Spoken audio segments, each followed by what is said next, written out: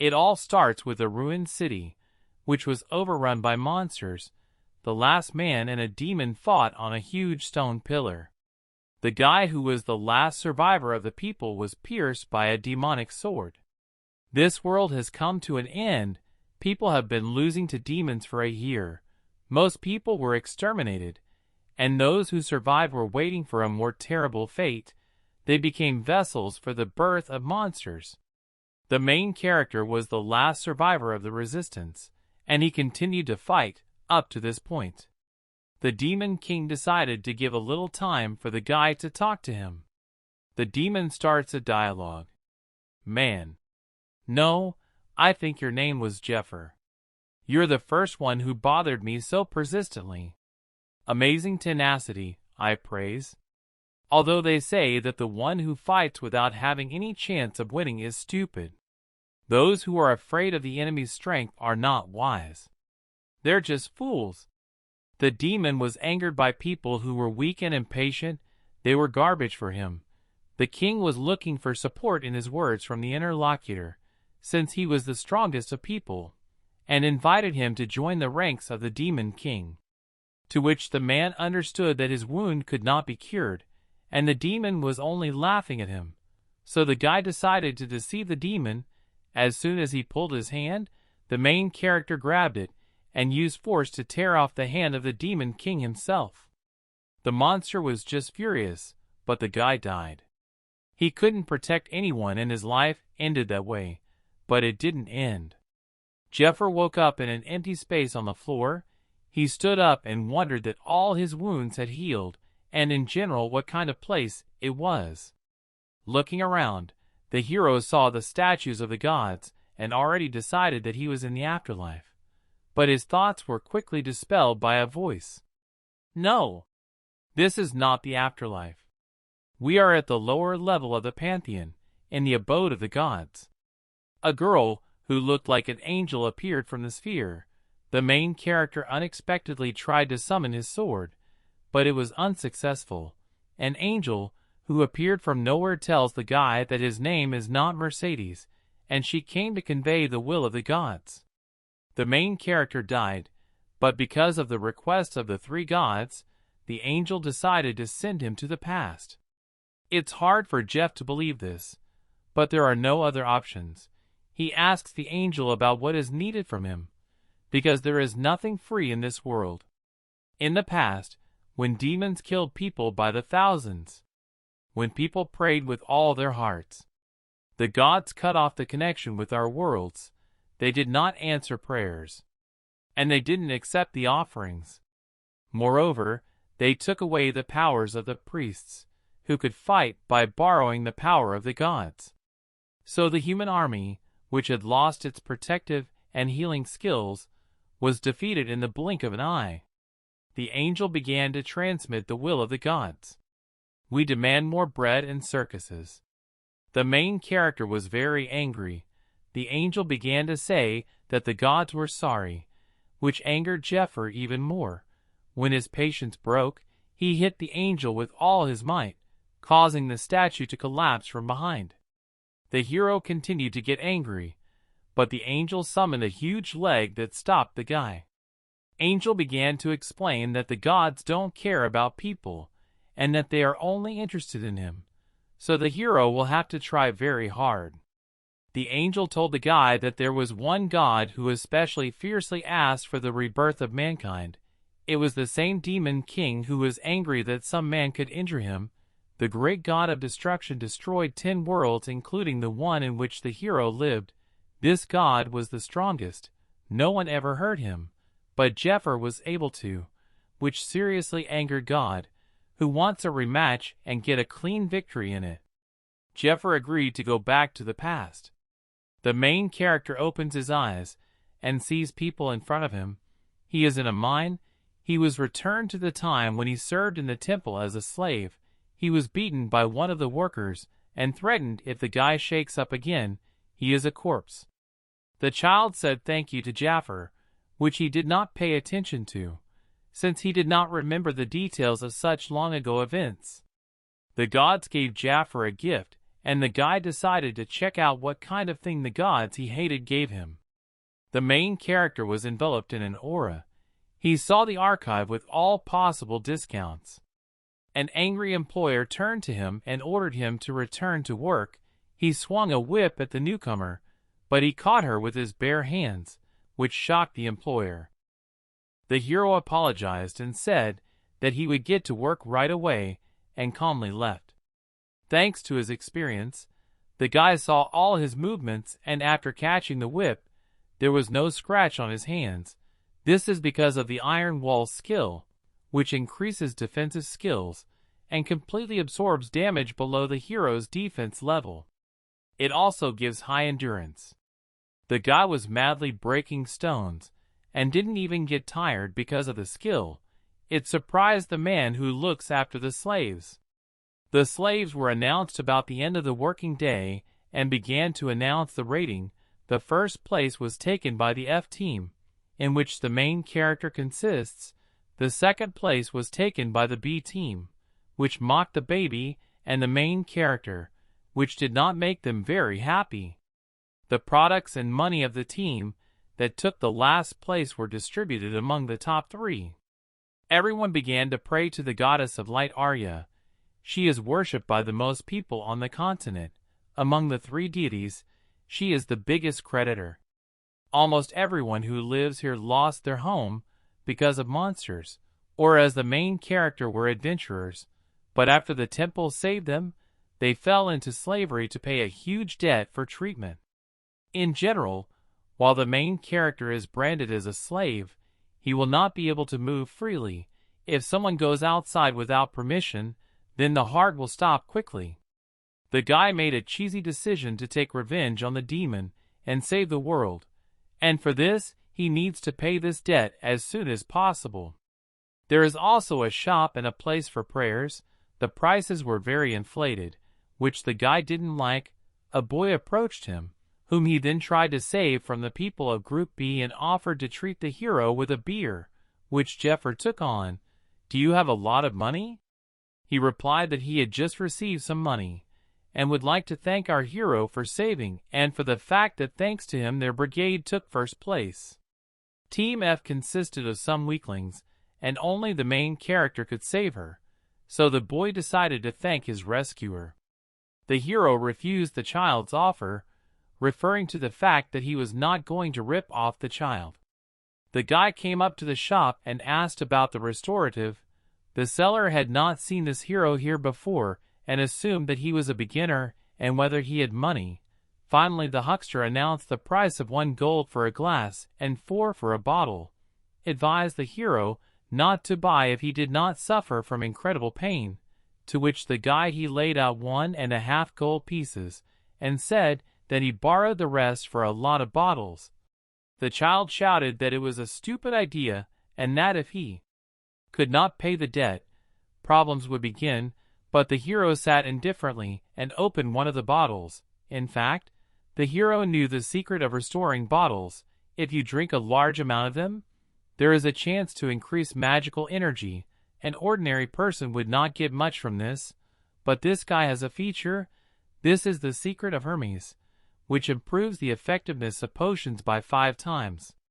The guy understood that even if he worked in the mine for a very long time, he would hardly be able to earn the right amount of money, so he started training, after which he approached the boss and reported the howl in the mine and asked the guards he would take to the monsters, and the hero's plan actually was to earn a lot of money in the dungeons. Monsters live there. These are creatures affected by the magical flow. Many of them are aggressive and pose a great threat to people. And although during all the years of the war, these creatures caused enormous damage, their appearance was a good help for humanity. Magic crystals and stones inside the bodies of monsters, as well as skin and bone, served as an excellent material for creating weapons and armor. Therefore, monsters quickly became regarded as a valuable resource. In other words, every cave inhabited by creatures is fraught with both great danger and great profit. The hunting party was prepared before the attack on monsters. Hunters are slaves who help solve problems with monsters. The price for their labor is as high as the risk of hunting. The main character again came to the merchant, who refused the guy's request. Since the credit limit was raised due to low rank, this situation was seen by a maid who offered the hero to sell her organs, which her temple needed for scientific research. The main character asked if the operation would be cancelled in a week if he returned the money, to which he received an affirmative answer, after which he agreed to sign a contract. With all the money he earned, the hero bought restorative potions. After the hero drank the last bottle of the potion, he was finally ready. The guard approached the guy. The head of the intelligence group introduced the hero to Dale and Marco. The hero said that he does not have night vision, but has the ability to have a magical pulse, which sharpens his perception of the energy source. The warriors and the hero gathered to explore. Dale and Marco were surprised that an ordinary miner has a pulse, but did not attach much importance to this. The guy remembers that after the cave collapse, he was transferred to the hunters, from whom only one survived. The white-haired man came up with a plan to use 2 warriors. The whole group was called to a support group and tied a magic bracelet on their wrists, which allows you to track whether the wearer is alive or dead. In case of trouble, they will contact the general staff. The group went into the cave, where they found 2 monsters, which were very quietly eliminated. The head of the group says that the origin of these monsters is most likely from the lair, which was recently cleaned up by other teams. The creatures dug a tunnel in which they could hide. The head suggested that the subordinates deal with these monsters themselves, and not wait for the main team, which was supposed to clean up the dungeons according to the information that the group would provide them. The hero spilled poison on his weapon, a recipe that he will receive in the future. The hero hit the beast with a spear and was able to pierce its skin. The monster screamed like not everything, but the poison acted very quickly.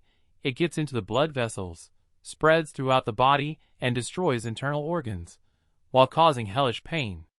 The monster still confronted the hero, even though it was poisoned, but at this rate it had 3 minutes left. The hero was stalling for time, blocking the beast's attacks, but still one was able to get him, and it was a tail kick. The guy was pinned to the wall, and as soon as he was able to move away, the snake monster was ready to devour him, but the main character did not lose his head and threw a vial of poison straight into the mouth of the animal, which greatly accelerated the spread of poison through the monster's body. The hero was able to wound the monster in the side again. The second one tried to hit the guy with the tail again, but the white-haired one would not be led to the same attack. He grabbed the tail, and when he was above the monster, he let go, and from a height carried out a spear attack straight on the monster's head.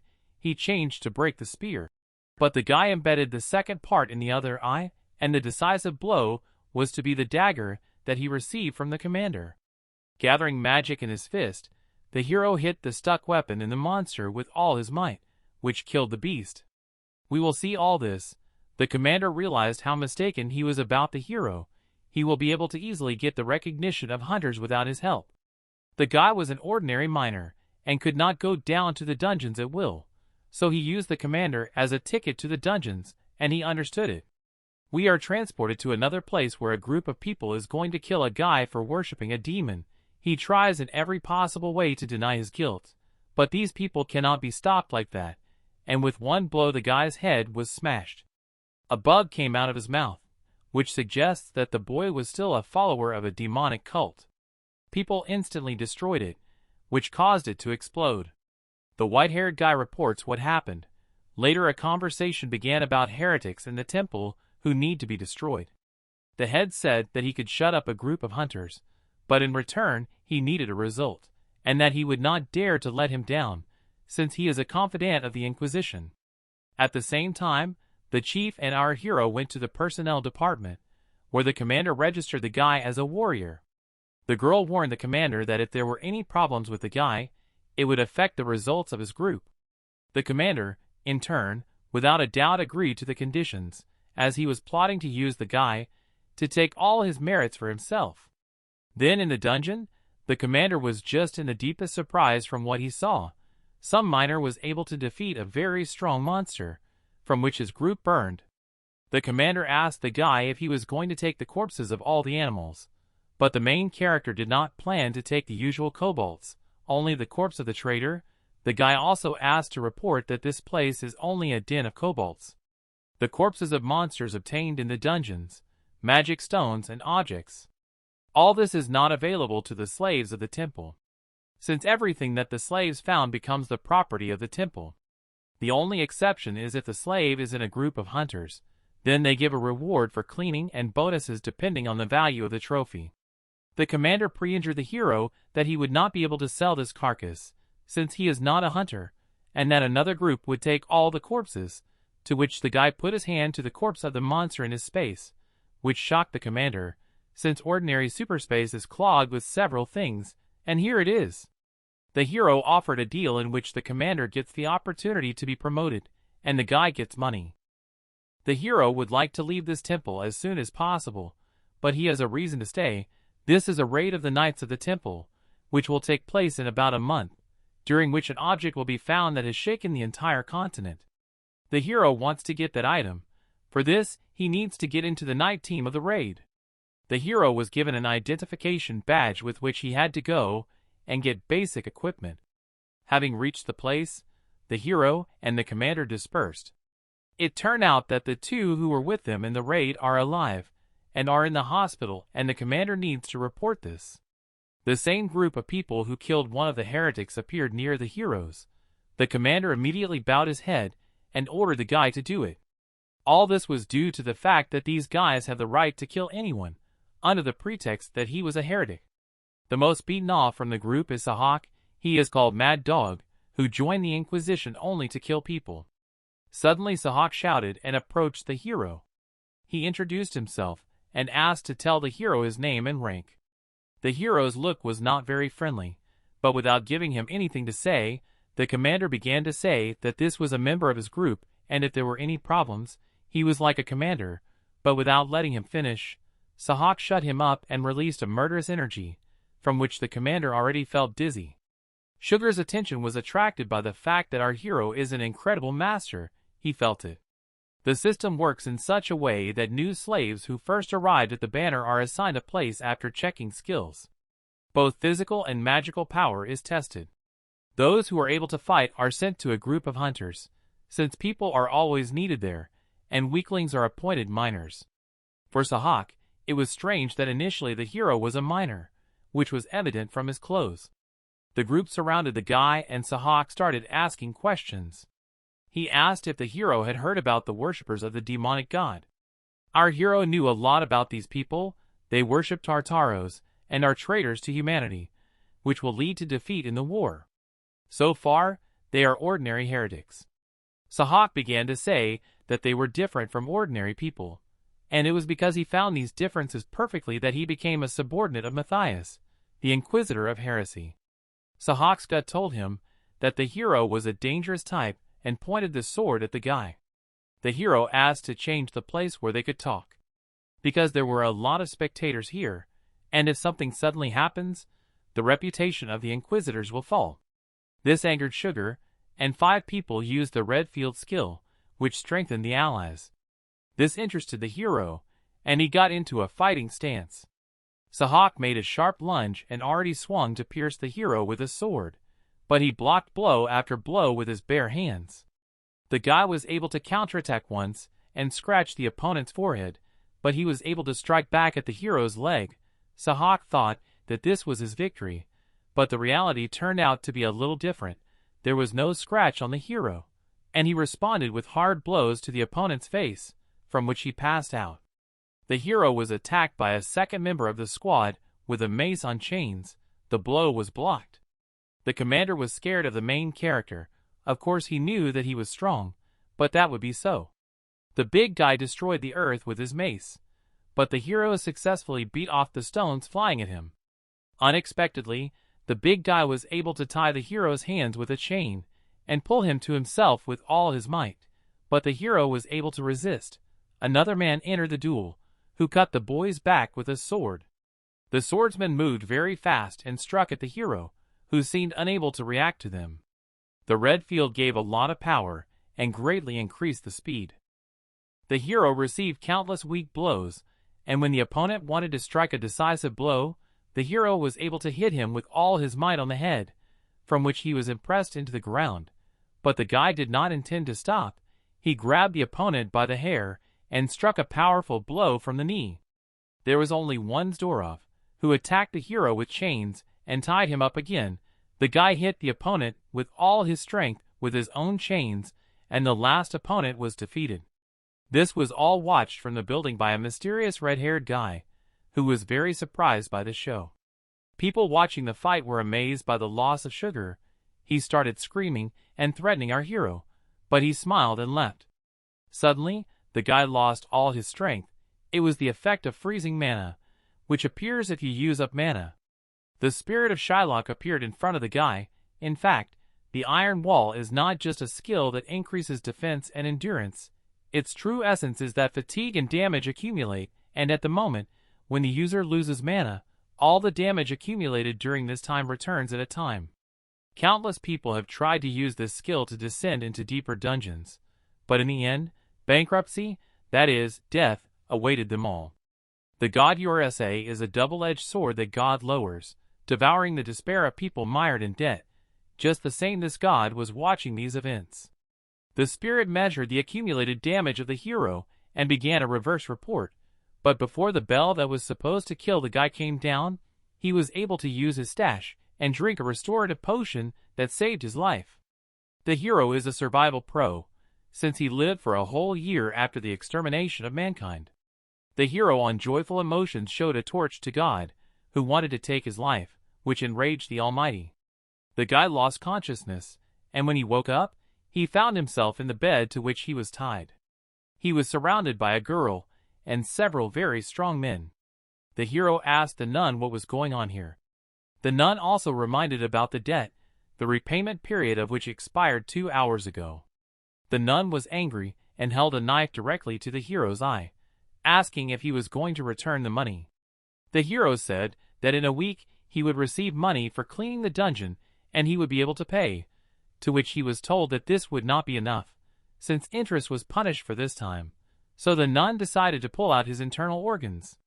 The men cut the hose that bound the hero and put his hand on a log. They were going to cut off his fingers. The hero said something without a sound, only showing the words with his lips, and the nun stopped the men and asked in surprise who he was. The woman kicked the men out and started asking the guy how he found out her name.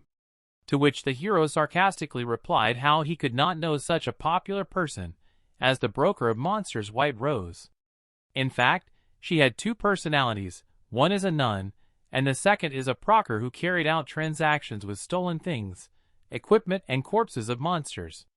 The hero knew that going on a raid with a bad weapon was suicide, and decided to bargain with this girl and get himself normal things. Sahak was lying in the ward and smashed everything around. He just exploded from hatred to hero. A red-haired guy who watched the suffering came to him. Sahak began to justify himself, but he shoved a knife straight into the mouth of an embittered guy out of anger. The red-haired man cut Sahak. He was disappointed in the boy on whom he had pinned a lot of hopes. The frightened guy fell to his knees and began to beg for another chance. The red-haired man said that he would talk to him only when he sent to the next world the one who did this to him. The red-haired guy gave Sahak a purple ball, which was found at the follower of the demon, and left. The red-haired man ordered the man to keep an eye on Sahak, so that he would not do even more stupid things. In fact, the red-haired guy, that is, Ned Strayer, is an executive student of the demon's visitors, and he planned to get the artifact from the raid for himself. By the way, the guy remembered a fight in which the hero used skills that only members of a demonic cult can possess. But since he is a member of the cult, then why didn't he immediately come to them?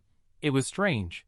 So the guy decided to use Sakaha, and if suddenly the hero doesn't turn out to be a member of the cult, eliminate him. The main character and the nun were left alone. The guy took out the corpse of the monster he killed, which made the girl immediately drool. Without wasting time in vain, they moved on to the deal. The guy sold the corpse of the traitor, and in return received a potion of the highest grade of divine power 5 pieces, a rosary filled with God's miracle 1 piece, a salamander stone, a silver set of alumica for rent, grass blessed by the sun, grass blessed by the moon, deer antlers, and so on. The nun said that she could get it all, but it would cost 5,000 gold. For this the hero would have to bring the corpses of 3 more traitors. The hero was sure that it would take no more than 3 weeks. The squad of warriors in which the hero consists gathered at the table. Now without equipment, Goth and Marco introduced themselves to the guy again. Dale, who recently joined the squad, was added to the already famous heroes. The leader introduced Jeff to the rest. Odiad was trying to please Jaffer as much as possible, since he saved them then, but they were worried about the guy's reaction. It seemed he didn't like something. The men were interrupted by Jaffer, taking out expensive alcohol with words that he didn't drink piss. The guy received the alcohol as a gift from a white rose, that is, a nun. The whole squad was having fun, only Dale was unhappy with the appearance of Jaffer. The guy was looking at the guys, and if he knew what potential was hidden in Goth, but at the expense of the others, he decided to wait and decide whether to get rid of them or not. Earlier, they got together and discussed that they should behave well with the newcomer, since it was he who saved them then, but only Dale showed his negative attitude about accepting the newcomer. The guy got along with the team and said that the hero was just lucky. He harbored anger for the fact that the newcomer was behaving so arrogantly, and believed that he was not strong, so he hoped that Jeff would disgrace himself on their mission. The party went to the village of the Cave of Edron. This village was founded in the Stone Mountain. It remained untouched for several hundred years. This village has everything: a bedroom, a living room, and a kitchen. But that was all in the past. Now this place is a den of monsters. The hero went inside and used the mana of perception, which helped him improve his senses. He is also able to spread his mana and feel the objects to which it reaches. Before that, Jeffer offered the group a plan. He warned that there was a dark steel spider inside, and told the plan. First they had to move inside, trying not to get into the web, and then they had to get close to the hole where the spider cubs are located. After pouring paralyzing potions around, wait for a while, and then kill everyone. Dale interrupted Jeffer in time after he explained his plan to everyone, and said that they could not finish off the dark steel spider. Its skin is very hard to pierce. It is a very strong monster. To all the claims, Jeffer replied that if he got cold feet, then the hero himself can go there and clean up this place. Nevertheless, the team went inside, and Dale further reflected that the hero is nothing of himself. Unfortunately for the group, Dale was stupid and touched a web that stuck to his hand. Feeling the prey, spiders ran there ready to eat the guy, but Jeffer came to the rescue. Who expected such an outcome? He threw Dale away and took the blow on himself. These monsters could not harm the hero because of his skill, and he killed the group that attacked him. But a large group of spiders had already surrounded him, and the group stood up into a defensive position. The commander predicted such an outcome and ordered his partners to wrap their weapons in cloth to repel the web, since it is impossible to cut it. They fought off the attack of the spiders, but one of the monsters was able to touch Dale. The hero killed the creatures with his bare fists. After the battle was over, the squad was finally able to rest a little. Jeffer gave the potion treatment to his hater, who was already so angry that he saved him. In fact, the hero in this battle also evaluated the guys from his team. In his previous life, he often had to train unimportant fighters. And not infrequently there were cases that, no matter how hard he tried to teach something, he could not put his brains in place. However, this guy was able to realize his mistake, so all is not lost. The squad continued to clear the dungeon. They managed it easier because the hero gave a hint that it was worth hitting in the belly. This is a vulnerable place of monsters. The difference in skills was obvious. While the squad without a commander defeated one spider, the guy himself destroyed dozens of them. One of the group asked about the hero's past.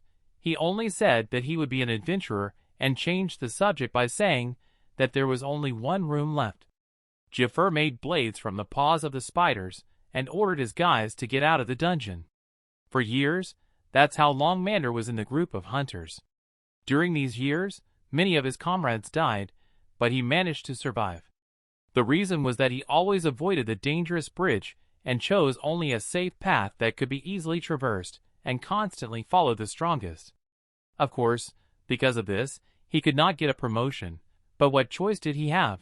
No one gave him protection.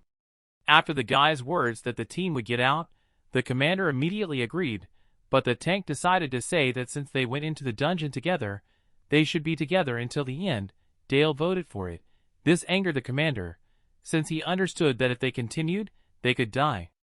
The hero said to go out and not beat the bucket, and said that now they will distribute the duties. Jafar got to the spider's lair where he saw the night spiders, and the spider queen herself. The hero took flour from the silver key, which he threw at the spiders, after which he shot a stone with a crossbow, from which a spark appeared, after which an explosion thundered. This was not enough to finish off these creatures, and they ran after Jafar, who, in turn, retreating, shot at them with poisonous arrows. The hero ordered with the help of the spider gland to make spider webs in the places indicated by him, and then just wait for him. One of them got into a trap, and the hero, using the weapon he got from the spider, cut it. The queen ran after the hero. When he almost got to the exit, she released spider poison, the acidity of which is very high. One really terrible is its special effect, which blocks protection and regeneration. The vampire was able to get out of the cave at the last moment, and the spider continued to chase him. Falling into the trap of the guy, the hero cut the monster's eyes, and took on the role of a tank, and ordered the guys to cut it. The guys were afraid, but remembering how they were treated, they decided to fight. After the explosion, cracks formed on the spider's shell, into which the grouping was supposed to beat. They aimed at the nerve bundles on the orders of the hero. They also said the blade was a paralyzing poison. Unexpectedly, the spider carried out an attack on Dale, who thought that he was finished, but the main character did not let a terrible thing happen and threw the spider away. Because of its peculiarities, the spider has a habit of not moving its hind legs, so it is more or less safe there. The squad continued to strike at the monster while Jafar distracted him.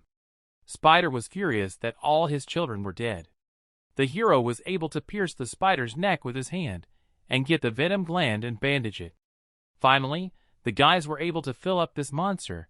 Everyone was delighted. Dale looked at the main character differently.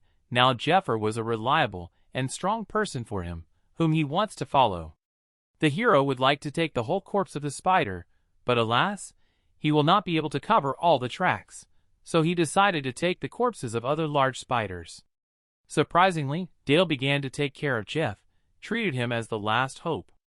The hero decided for himself that the three guys who are part of the squad are not so weak, but it's a pity they won't be able to fight with one person whom Jareb needs to defeat, so he thought about some kind of countermeasure. The nun sold the corpse and received the money. In fact, the temple is not such a holy place as it may seem. The money that believers donate to the temple has been collected for years. And the reason why the city was built with a temple was the same, so that the knights and slaves of the temple could destroy monsters. Therefore, people pay for security, but the hero knew that it was only temporary. The nun and Jafar are talking. The girl is amazed at the corpses that Jafar brings, and he is only interested in the question of money. Half of the amount has been collected. 20% will be deducted from the profit, which will be sent to the temple as payment of the debt. The hero was also recorded for cleaning the laboratory. It was a plan to let the hero use alchemical things. After 7 in the evening there is no one there, so this will be his chance. A red-haired guy appeared behind her, who came to tell the nun something. The hero was in a fight. How unlucky he was to meet with a confidant of the Inquisition, in which he was the only fighter of the first class, but the hero knew more. The nun turned the man down and said she was busy and they could chat later. The red-haired man invited the nun and the main character to tea, and began to remind the situation with Sahak, but the hero pretended that he had already forgotten who he was. The auras of the two people collided, which made the nun feel as if this magic was piercing her skin. The red-haired man is about to attack, but the nun ordered them to kneel. Because of the slave brand, they couldn't resist. The girl hit and yelled at the hero, also warned the red-haired one that this guy was her toy. Somewhere in the back alley, the girl began to tell the hero that he could not have died then, since this type is very dangerous. The girl asked the guy to be careful, since she could not protect him outside the temple, to which the hero arrogantly replied that it was only a greeting. The hero went to the laboratory. The red-haired guy was at one time puzzled and frightened by the power of the slave brand. The guy was forced by the teacher to become a slave in the temple. Ned was against it, but the teacher explained everything by the fact that the protection of the temple had intensified, and they critically needed to infiltrate there. The priests did not particularly monitor the slaves, and they should take advantage of this gap. Ned's main task was to steal the reward from the raid dungeon. In fact, he could have defused the stigma, but now is not the time for that. Sahak came to the wilderness. A scar from a blade was visible on his face. The guy asked the man how many people there were in the village, and after he found out that there were only 50 of them, he used a demon object and killed all the inhabitants in the blink of an eye. The power of Sahak was simply amazing. Now he was ready to take revenge on Jeffer. The hero also got to the laboratory in which he was going to combine green grass, mold-covered bark of the Lita tree, the secretion of rotted cobalt, gray centipede and corpse mushrooms. After he combined all this, the guy was able to create a poison at number 61, which was included in the 72 strongest poisons of King Fade. The hero agreed with the nun to stay in a room, as he could be tracked down and killed. There he began to leave scratches on very strong wood, which is called a lasso. Later, he hid it, and got needles that could be used in medicine. The hero dipped the needles into the poisoned Belial and Zagran diluted 1 to 100, and left them for 10 minutes. By its nature, poison is a simple thing that was created to kill and become exhausted. That's what everyone thought. But in fact, after the invasion of hellish creatures and the seizure of power by the gods, this thing became popular and people began to rely on it. The hero stuck needles into his body in the right places. The sister wanted to intervene, but he stopped her. In fact, he used a technique in which the poison turns into medicine and is able to strengthen the user's skills. The hero felt hellish pain, but he was able to concentrate and use the small heavenly circle, which is one of the Eastern methods of Qigong. Magic power circulates through the acupuncture points of the upper body, which allows you to resist the poison. There was a risk that the hero might die, but with luck, his skills would increase many times. The hero was able to cope with the first stage and ordered the nun to complete this action by sticking the remaining needles in the places he needed. The hero had warned her about this before. A few hours later, in the northern forest, hunters were running away from strong monsters. They received erroneous information and found themselves trapped by monsters. People were running away, and one of them was able to release a flare to warn the temple, and he could send them reinforcements, after which he was instantly killed by the monster. The last survivor from the group slipped and fell. He thought that everything was over for him, but suddenly a hero appeared, who at the last moment killed a monster that attacked the last survivor. The hero killed the creatures with the strongest blows and grabs in an instant. He was able to use the force, which after his blow split into rays that pierced the monsters. All the fleeing monsters were killed. The hero asked the survivor where the nest was and headed there at incredible speed. Miraculously, the survivor saw a huge explosion in the side of the nest. It was the hero who dragged the carcass of the monster behind him. Jaffer's strength increased by about 2.5 times. The effect was remarkable. The hero sent a signal rocket, which indicated that the emergency situation had been resolved.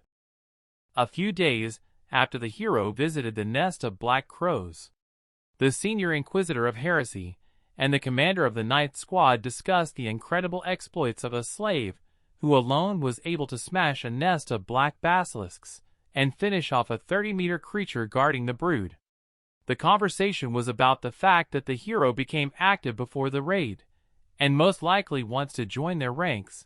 The senior inquisitor wanted to interrogate the guy, since he may be a devil worshipper. The commander of the ninth squad refused the inquisitor's offer, guided by the fact that no matter how carefully they would not look for them, they would not be able to find everyone. Therefore, he proposed a plan in which they could use the devil's followers, and as soon as they could find the main lair and finish them all at once. The Inquisition repeated that he did not like his friend's plan. The white-haired knight decided to show his friend 2 relics, which were the Spear of Light and the winged shield of Michael, which the blond man found by donating a third of his fortune. The Inquisitor was amazed. Since these items were legendary, the black-haired man could only read about them in books. Bloden was firmly convinced that they would finally be able to end this dungeon, which they had been storming for 11 years, since with these items, the knight was simply invincible. The heroes team goes and discusses a huge number of people on the training field who came to show their skills in order to get an opportunity to get into the raid squad. They tried very hard because there were rumors that there were only 2, maximum 3 places left. The blonde from the heroes team told his teammates that this does not concern them. Their carefree conversation was interrupted by a nun who left the room. The team stood in a line and properly greeted the girl, to which she arrogantly told them not to forget to repay the interest on time. The blonde did not understand why she was leaving the room, going into which the squad saw the hero wearing a ring. The guys thought that Jeff and the newly released nun from their room were in a relationship. The last leader of the squad with black hair asked where the hero got this ring from. The hero said that someone gave it to him. This ring was actually an artifact that increased the resistance of magic and increased the circulation of the owner's energy, as well as it could allow you to use the curse release skill once a day. This ring was given to the hero in honor of the increase in power by Sohar. The girl was walking down the corridor and thinking about the Guild of Gay Assassins, which was called Persephone. These legendary mercenaries enhanced their abilities with poisons trained in deadly martial arts. They also knew how to kill, and did it very well. The nun thought that the hero was an assassin from Persephone, as he had excellent hunting skills and very strong martial arts. The girl saw a huge benefit in cooperating with the hero, and decided to find the best items for the vampire. The hero reflected that the White Rose most likely misunderstood him, but it was beneficial for him, so he does not intend to explain anything. The hero's thoughts were interrupted by a black-haired friend who was interested in how long the guy had been in such a relationship with a nun. Other members of the squad praised the hero, saying what a great man he is.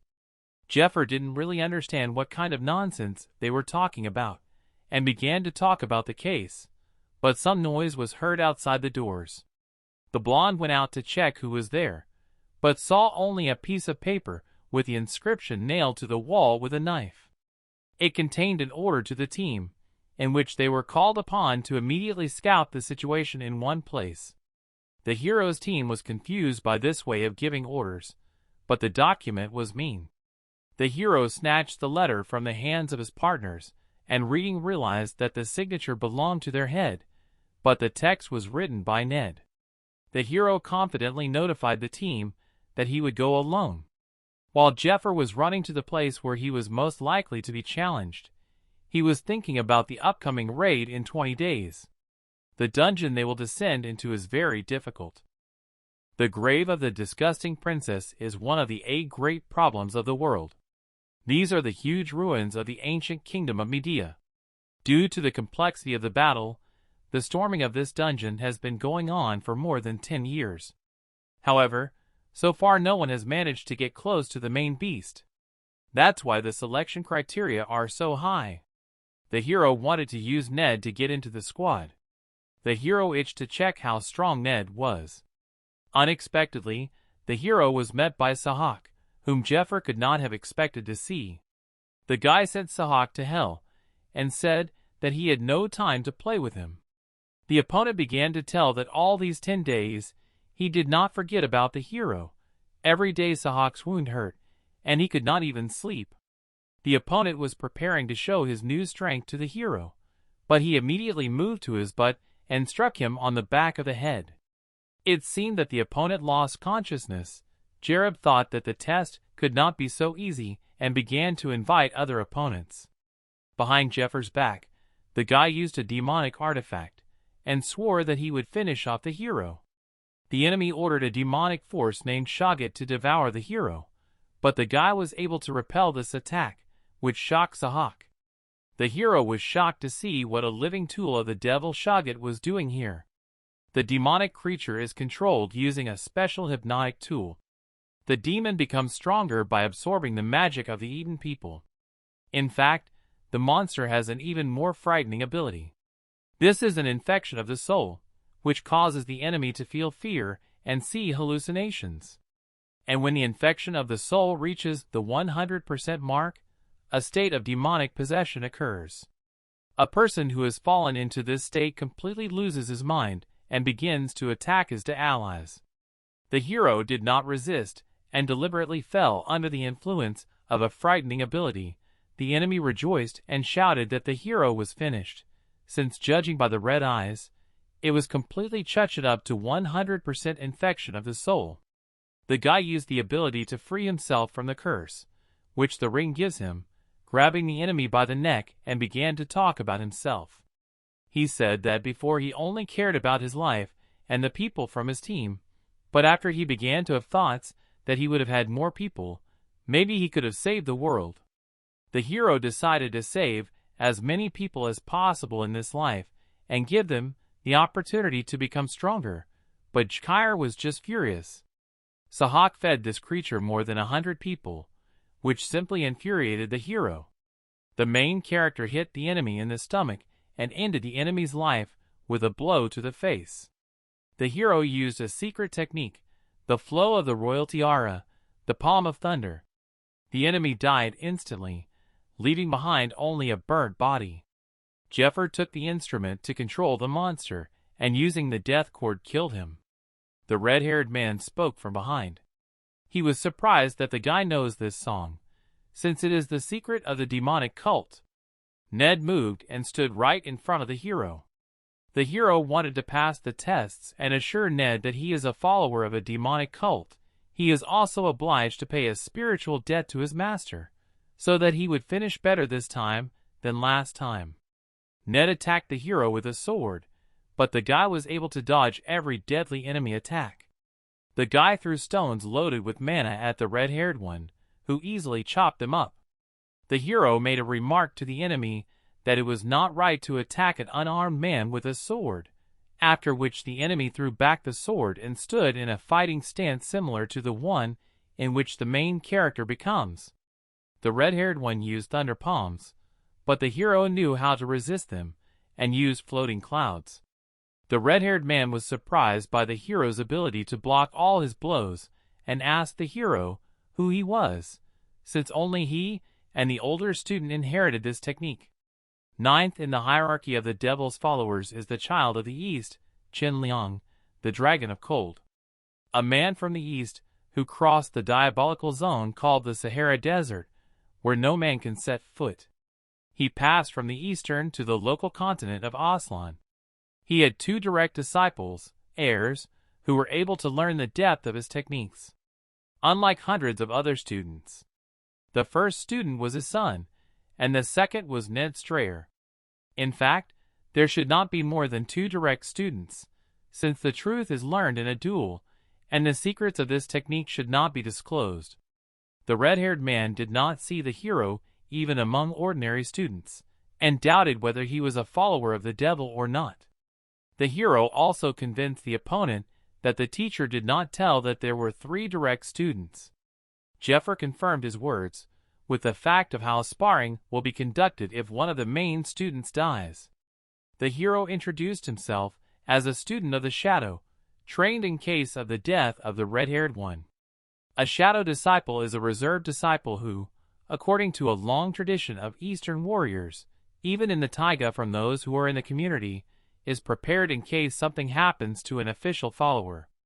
However, if the official disciple is all right and he takes the place of the master, he gets rid of the shadow.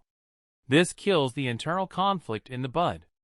In fact, the hero was telling the truth, but there was one thing. A true shadow disciple cannot arrive at the temple until the raid is over. The red-haired man was confused by one fact. If the existence of the shadow is kept in the strictest secret, then why did the teacher send him here?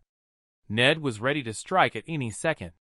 The hero also began to say that initially he should not have given himself away and joined the raid on his own and replaced the red-haired one in case something went wrong. The purpose of the mission was to steal the dragon heart, which is a magic stone inside the dragon. This is the best item that gives the owner a power commensurate with the strength of the dragon itself. 1,000 years ago, the sad Princess Eurydice discovered the dragon's heart for the first time in history, and then took it with her to the grave. Jeffer said that the teacher is not sure about the red-haired one. It is for this case that the hero is here.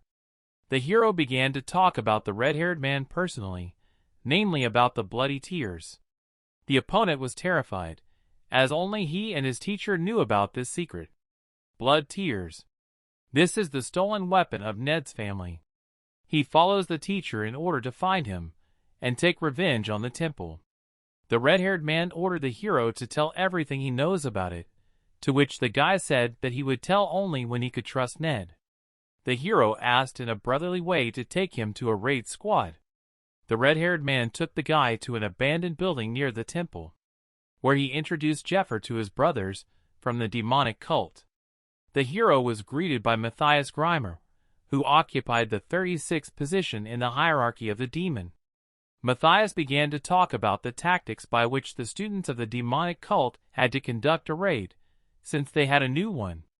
Jeffer was surprised by the fact that the entire group for the raid consisted of a demonic cult. Everyone present at the meeting was different from Sahak. They were all incredibly talented. The red-haired man was thinking about the relationship between Jeff and the teacher, and he was also uncomfortable with the fact that the teacher might not trust him. He also thought about the possibility that the shadow disciple wanted to kill him in a raid. Ned suggested that the hero be partners to keep an eye on that. The hero thought about everything and decided to make Ned his ally.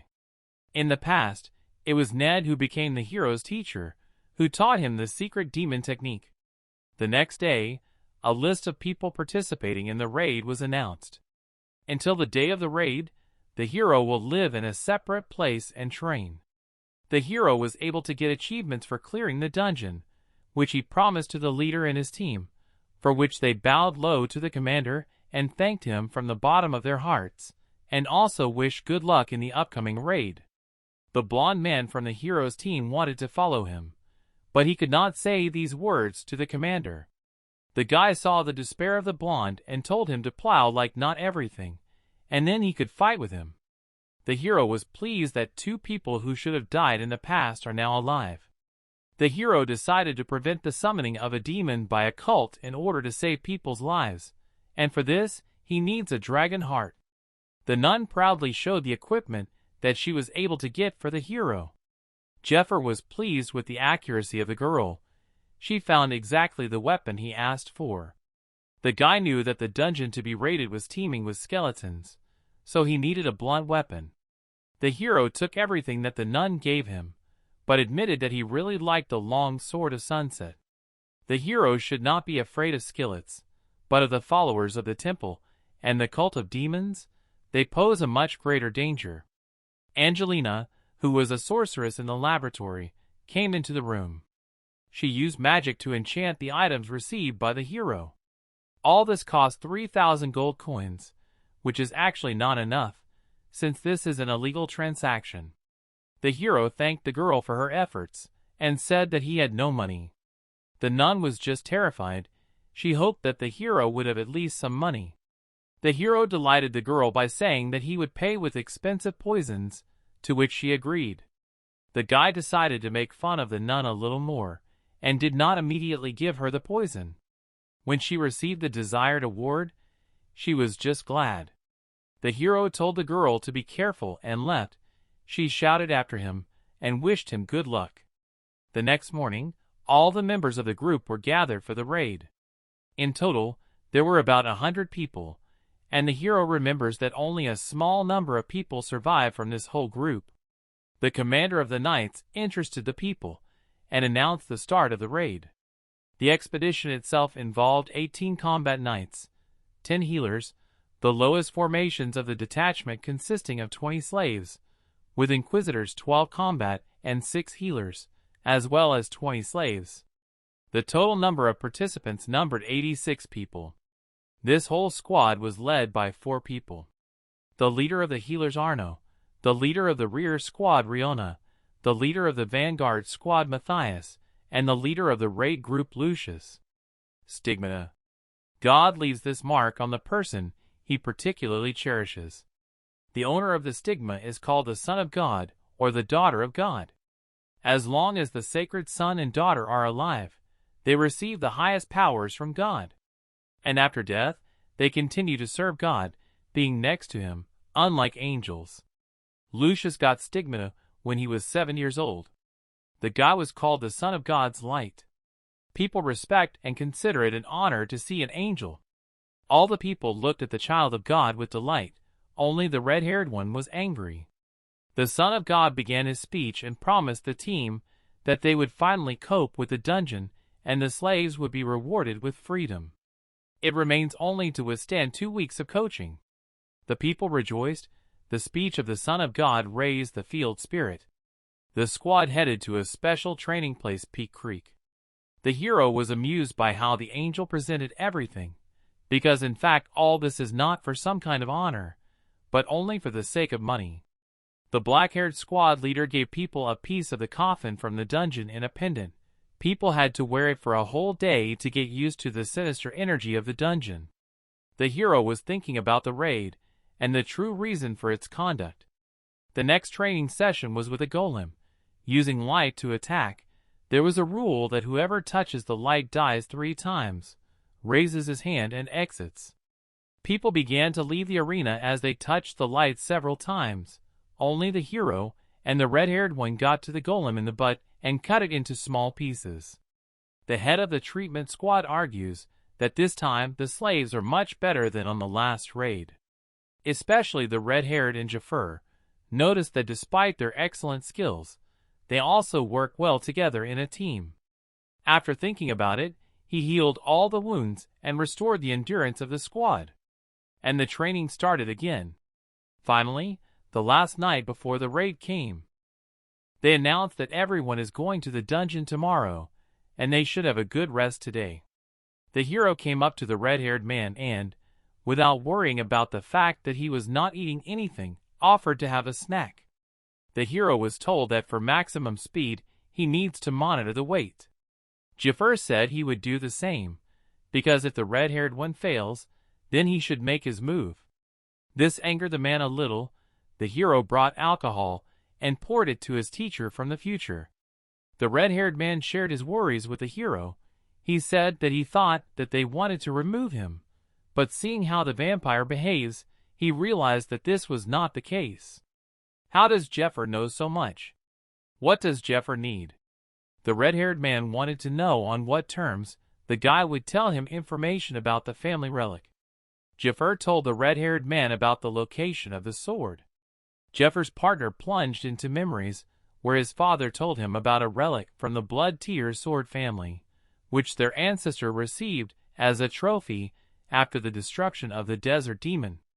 The ancestor dedicated this sword to God, who granted him the status of a baron and ordered him to take care of blood tears from generation to generation. The father told his son that he would soon acquire the status of a baron and at the same time inherit this honorable mission, and for this the son needs to become an excellent knight to fit the sword. The father also said that in order to pass on something else to his son, he should get an excellent profit from the investment. After that, the father went bankrupt and Aldine took not only the sword, but everything that was in the man, even the status of a baron. The man shouted that he would return the sword, since only the estate and the status of a baron were involved in the deal. To which the clergyman assaulted the man, since the sword did not belong to his family, but to Baron Strayer. Now he has no rights to this sword. The boy's father was furious, pulled out a sword and tried to cut the son of the bishop in half, but one of the guards cut off his hands, and the second pierced his stomach with a sword. The bishop's son leaned over to the man to say that he would rejoice that the sword did not swing him, because if this happened, not only his life would be cut short, but also the life of his son. Such a picture was a frequent occurrence 12 years ago. Speculation with dungeons. Investments were extended to the powers of storming the dungeon and the raid group. The prices of items flew like crazy, and financial goods related to the dungeon surged in a wave. At one time, investors were able to make a lot of money, but the raid continued to fail. In order to pull off an investment fraud, a fake guild of vagabonds was created. A lot of adverse factors broke out, and the bubble enveloping the dungeon burst. This economic crisis began to be called the bursting of the dungeon bubble. The Temple of Light deceived countless people, on which he was able to earn a fortune. Many people found themselves on the street after deals with the temple, as did the father of the red-haired one. For all these crimes, they did not pay in any way. The red-haired man dreamed of taking revenge on the temple. Still, the guy could not believe the words that Jeffer told him, namely that the relic was with the teacher. Jeffer also said that the teacher revealed the true faces of the head of the sect and the 12 apostles. These people are high-ranking officials of the Temple of Light. The red-haired man just couldn't believe it and began to think. The raid team came up to the dungeon. They were quickly brought up to date, and they entered the dungeon. There they were met by the skillets. At the same time in the Temple of Light, the head of the third parish bishop is Alphonse Giornetti, who was Lucius' uncle. I was talking to the person who provided him with people. A horde of skeletons attacked the team. The number of enemies was simply huge, but the squad successfully killed them. 2 people from the squad started talking during the battle. It was about a dungeon, the owner of which is the Princess of Horror Juristica. She was a great magician who appears once every 1,000 years. Most likely, she enchanted this place and locked her subordinates alive in this tomb. It looks like a huge number of adventurers have come here over 1,000 years, so there are enough skeletons here. Huge bone golems have entered the battlefield. This is the horror of human remains. He began to spread everything in a circle. One of the heads of the squads wrapped the enemy in chains, and other members of the group began to beat the golem on the legs. The monster was able to get out of the girl's spell.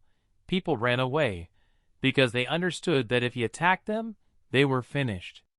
A man, who is also the head of the squad, entered the scene. He enveloped his sword with divine light, and cut the monster. The squad went in search of the monster that controlled this horde. As a result, they stumbled upon the skeleton of a magician, who is a medium-level monster who owns several spells and can control skills. He started creating a new golem. People hurried to try to destroy it, otherwise they lacked another golem. The Son of God ordered the people to disperse, and using his spear caused a huge ray of light that destroyed the monsters. The ancient tombstone that feeds the energy of the skeleton magician has been destroyed. The magician and golems were eliminated, and other members of the squad took care of the trifles. The girl who heads one of the detachments remembers the last raid, where cleaning the tombstone took half an hour, and then in such a short period of time managed to cope. The girl highly appreciated the power of the Spear of Light. It really has incredible power. The red-haired man was thinking about how strong the Son of God is, and the hero was thinking about the price of a spear of 2 million gold. The 8th floor was taken. Healers treated the wounded. The group decided to make a halt and recuperate. Jeffer, on the other hand, was looking for a secret button in the wall, and he succeeded. Inside the temporary strategic headquarters, the commanders discussed an action plan. The Son of God said that according to intelligence information, it would take them about 6 days to reach the boss room. He said that it was necessary to destroy the slabs on each of the floors as soon as possible. The girl objected, since there are a lot of plates, but actually several thousand. It will take them at least 2 days to destroy it. Angel said that although in the past they had chosen a short route, but in the end they failed. On the last raid, they could not cope with the rhinestones and retreated, but they were surrounded by a crowd of monsters, because of which there were a lot of victims. Now, let it take more time, but after the destruction of the plates it should be easier. One of the heads of the detachments was thinking about the purpose of the expedition. They need to save the energy of Lucius at any cost, who is the only one who can defeat the monster. There was one guard at the entrance to the tomb, who with one look broke the morale of the team in the last expedition. Shouts were heard behind the tent. Shoggoth appeared, who killed people. All the dungeons were filled with people's cries for medical help. The black-haired man could not understand, even though they had prepared a host of Shoggoths for strategy, but now was not the time to use them. At that moment, the leaders simultaneously looked in the same direction. It was a premonition. They sensed danger. Their gaze was directed at the hero, who pressed a secret button in the wall, and a wheel came out from there. The guy asked why they were staring at him, and started spinning the wheel. Suddenly, the dungeons began to move. A day ago, at the discussion of the dungeon raid plan, they discussed that the passage to the main evil is protected by a magical barrier that will not open until the guards are killed. There is one more nuance. As soon as people enter the room, the door is closed again with a magical barrier until the unknown is killed. The saint borrowed a legendary item, the Stake of Faith, from the Pope for this raid. It can be rented for 100,000 gold. The plan was to put the stake so that the doors could not close. No matter how strong the magic was, she could not destroy the legendary item. The strike force was supposed to distract attention while Ned steals the dragon's heart and gets out through the passage left behind. To distract them, they had to awaken the Shoggoth. Shoggoth is a living weapon. This monster eats people and becomes stronger from their mana. The person who touches him, he plunges into madness. Such as Lucius and the other commanders have strong defensive magic, so their minds will not be clouded. However, ordinary priests will not be able to resist the Shoggoths. Seeing the priests falling into madness and killing their allies, the commanders will lose concentration. And in order to install the distraught team members, and provided that the Shoggoths interfere with the row, it will take at least 3 minutes. Thus, the followers planned to deal with Lucius, and returned back with heavy losses themselves, saying that the next raid had failed. Members of the sect were given potions that will be able to remove the slave's seal for a while. People were also given an ocarina of hypnosis, with which you can control the creature. The hero used a musical instrument and called the Shoggoths. The hero from the corner said to assemble a group so that it would be easier for the healers to carry out purification. People followed these words, and the hero took the opportunity to run to the secret button, but noticed the heads of the units. He pressed the button, which caused a mechanism with which you can move the walls. The hero knew the scheme of the dungeon due to the fact that he was here with his comrades. The Son of God remembered that he had already heard about the hero. It was when the hero destroyed a nest of monsters alone. Now the guy thinks that Jeffer was a follower of demons. The angel stopped thinking, and using the slave's seal ordered Jereb to stop. But he did not stop, as he drank potions to resist the seal. The demon follower, who was the head of the squad, was furious, and prepared to attack with his sword. But the red-haired man used an elastic sword, which is flexible enough to hide it in his belt, and hit the commander's hand. After Ned stopped the commander, he began to retreat. The Son of God used a spear to kill the hero, but he was protected by an unknown wall. All of this was the effect of the skill that the hero used. It is called divine luck. The maximum number of times you can use this skill is 3. The security device moved all the structures of the tomb and formed a new structure of the dungeon. Because of this, a path appears for a while that did not exist before. Ned caught up with the hero, and together they ran in search of the room they needed. Last time during the conversation between Jeffer and the red-haired one, they said that in any case they need to act together, the only way they can kill the undead and take the dragon heart.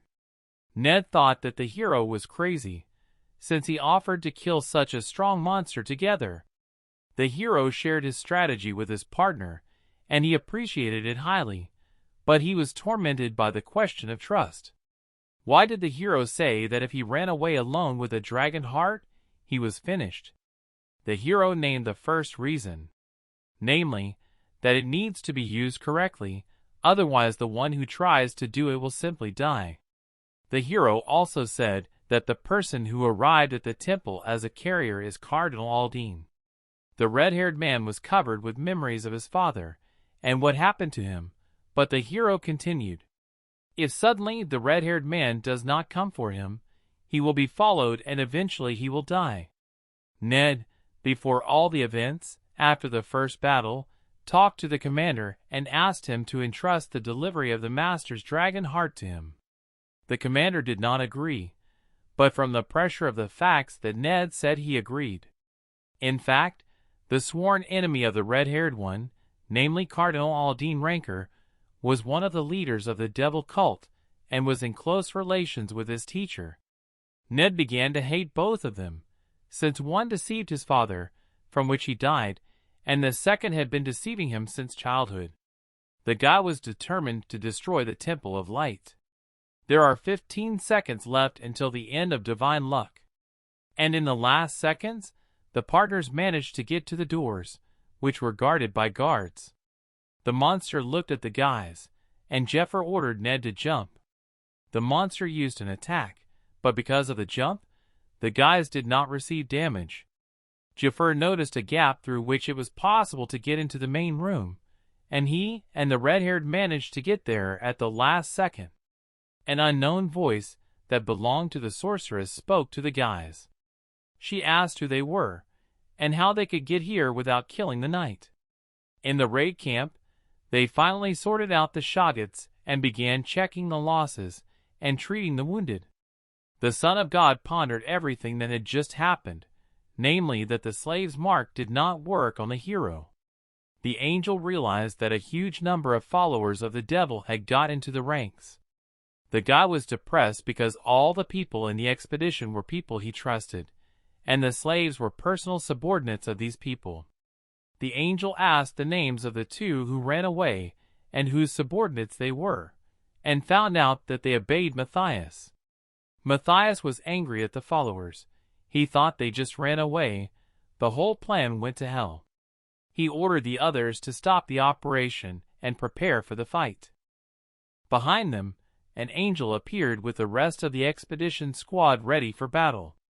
At the same time, the hero and Ned saw the mistress of the tomb in front of them, Princess Eurydica. The red-haired man could not have expected that a princess, who 1,000 years ago staged the cruelest bloodshed, could actually be so cute. The red-haired man succumbed to the girl's charms, and was ready to do anything for her. The hero brought his partner out of a trance, and the sweet girl began to turn into a terrible monster and attack the heroes. Jeffer did not lose the opportunity, and teased his partner that the girl was not so cute. She used the black hand skill. The red hand stole the physical resources of the body, and the blue hand stole magical energy. Eurydica can create several hundred such hands at a time.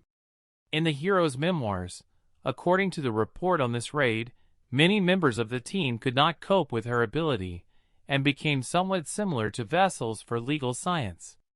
As a result, Lucius, barely alive, still defeated the princess, endlessly restoring her strength at the expense of other fighters.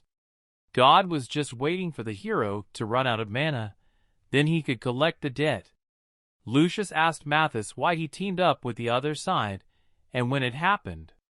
Mathis understood that he would not be able to escape even with the help of slaves, since he did not know how the structure of the dungeon had changed, and even if he could escape, he would have been killed for failing such a mission. For himself, he found a way out, namely to kill Lucius and the others. The guy thought over a plan according to which he needed to somehow kill so many strong groups. The way out was that they did not take into account that there are traitors on their side.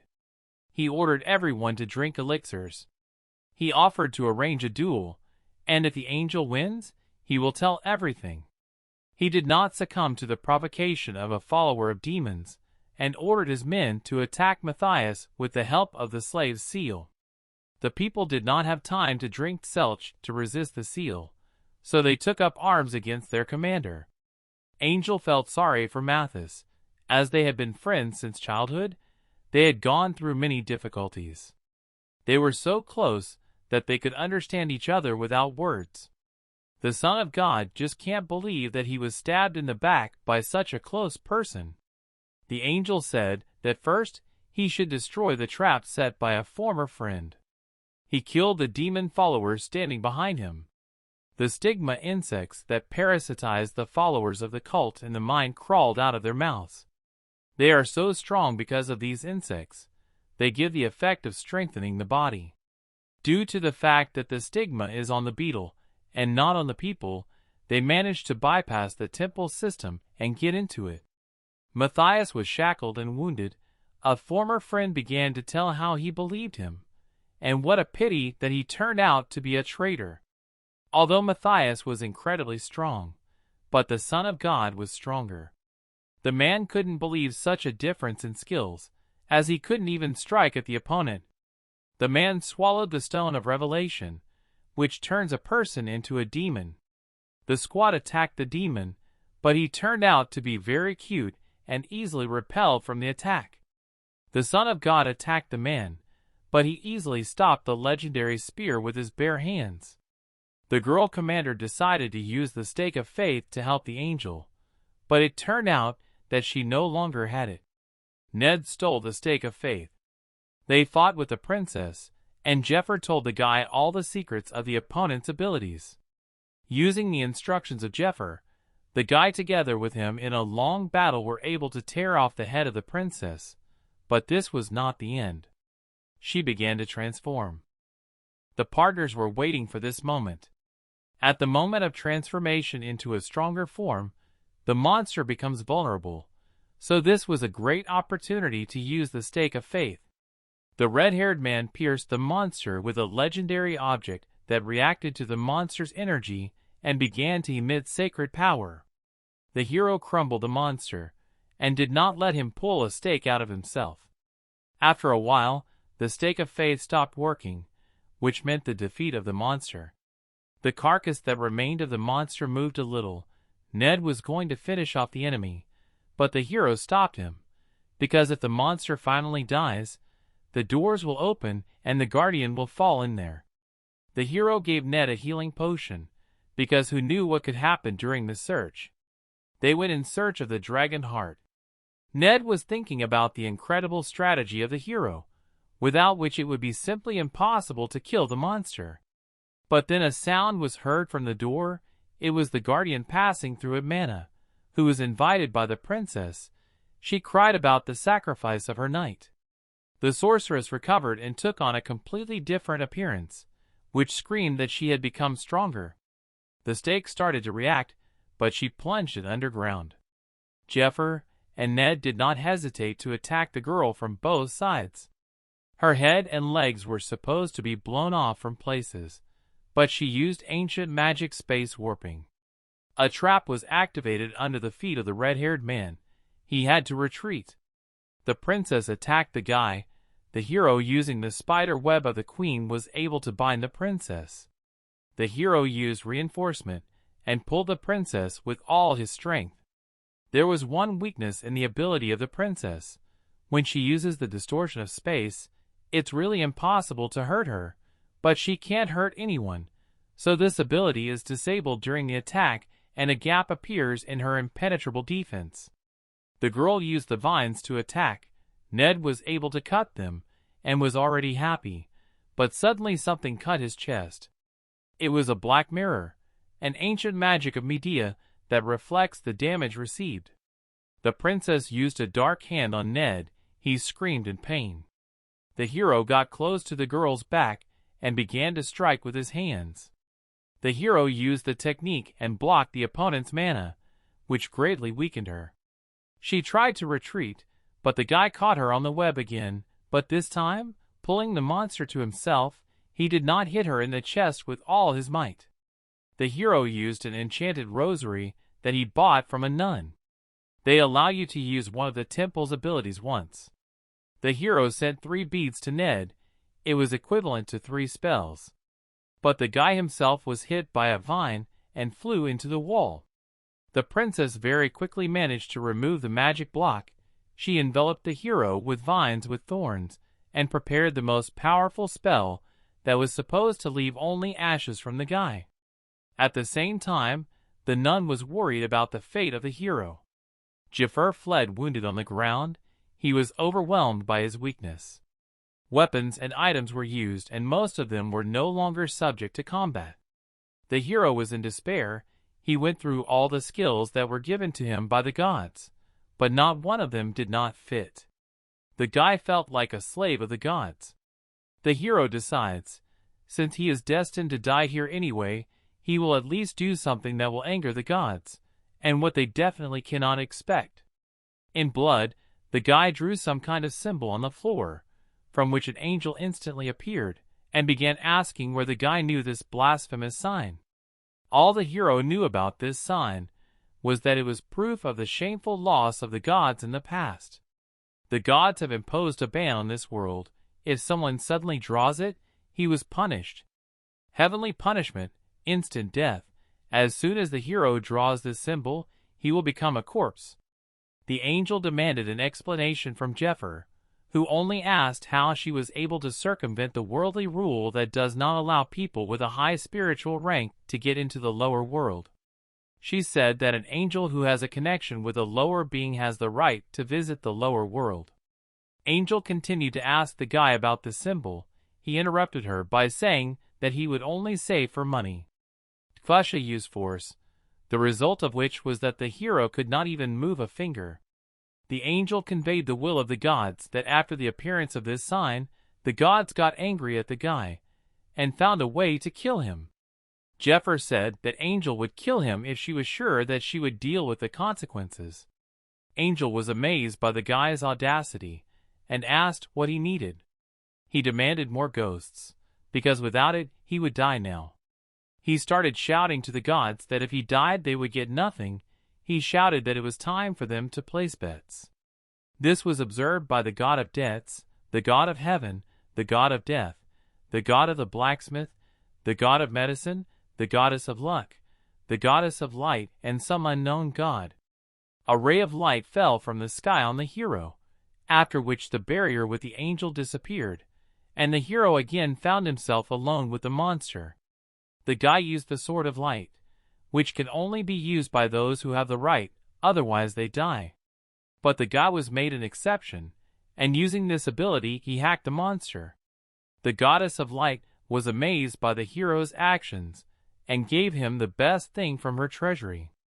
The god of duty began to condemn the actions of the goddess, but her decision was supported by one who was the god of heaven. The fight between the vampire and the princess continued. She used the distortion of space in order to avoid the blow.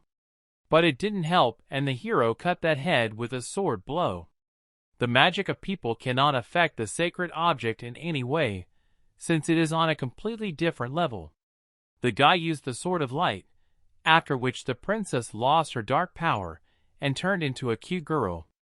The ability of the sword of light can dispel proclamations, which allowed the princess to regain her original appearance. The girl asked who the hero is, and how he was able to save her from suffering. The guy introduced himself, and called himself a follower of one of the 12 heroes, Princess Eurydice.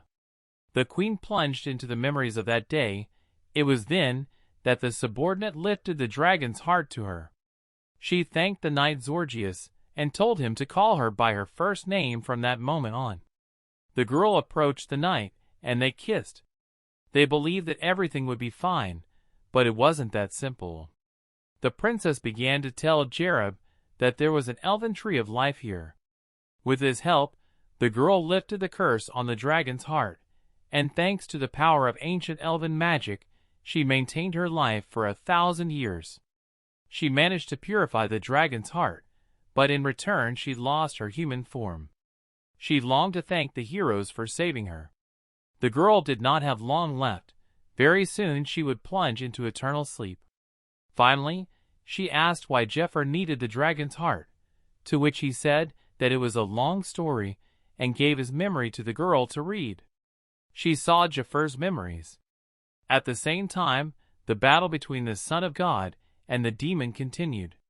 The saint was losing ground and seemed to be losing the fight little by little. The demon used the flame on the opponent. The other leaders could not join the fight because they immediately died, and behind their backs the surviving follower of the demon cult was thinking about how to kill them in order to get achievements for which he could get the same power as in Matthias. He prepared to strike, but in an instant, beetles with seals burst out from all the surviving followers.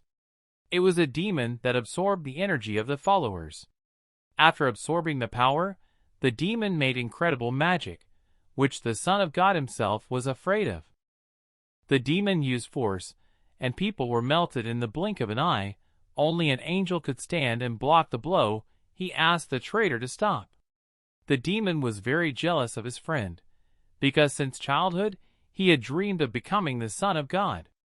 The demon began to shout at the angel, told about the atrocities of his father. It was because of him that a huge number of people shared everything, so the enemy has no right to call these actions atrocities. The girl saw the memory of the hero. She cried and asked in a sad voice why the hero lived like that. The hero only said that this time everything will be different. The guy also asked to help a lawyer with a dragon heart, but she refused. About 1,000 years ago, the world was on the verge of complete destruction. The strongest of the 7 dragons, Kaisaros, set most of the world on fire. Kaisaros was once one of the 12 heroes who fought against the demons, but he was cursed, drowning the glorious hero in his own madness. Of the people worthy of Katsaros, Princess Eurydice, the knight Sorgus, and the golden dragon, who took the side of the people, remained. The 11 heroes had to engage in a fierce battle with their old comrade for the sake of protecting and preserving peace. After a long confrontation between the heroes and the black dragon, the blow of Sorgius closed Katsaros' eyes forever. The hero told that the gods cannot break the rule and invade their world, but there was one mad god who went for it, the devil Tartaros.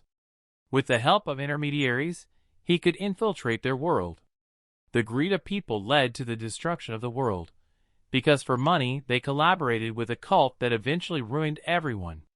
The hero told his goal, namely that he returned to the past not for a good life, but in order to win.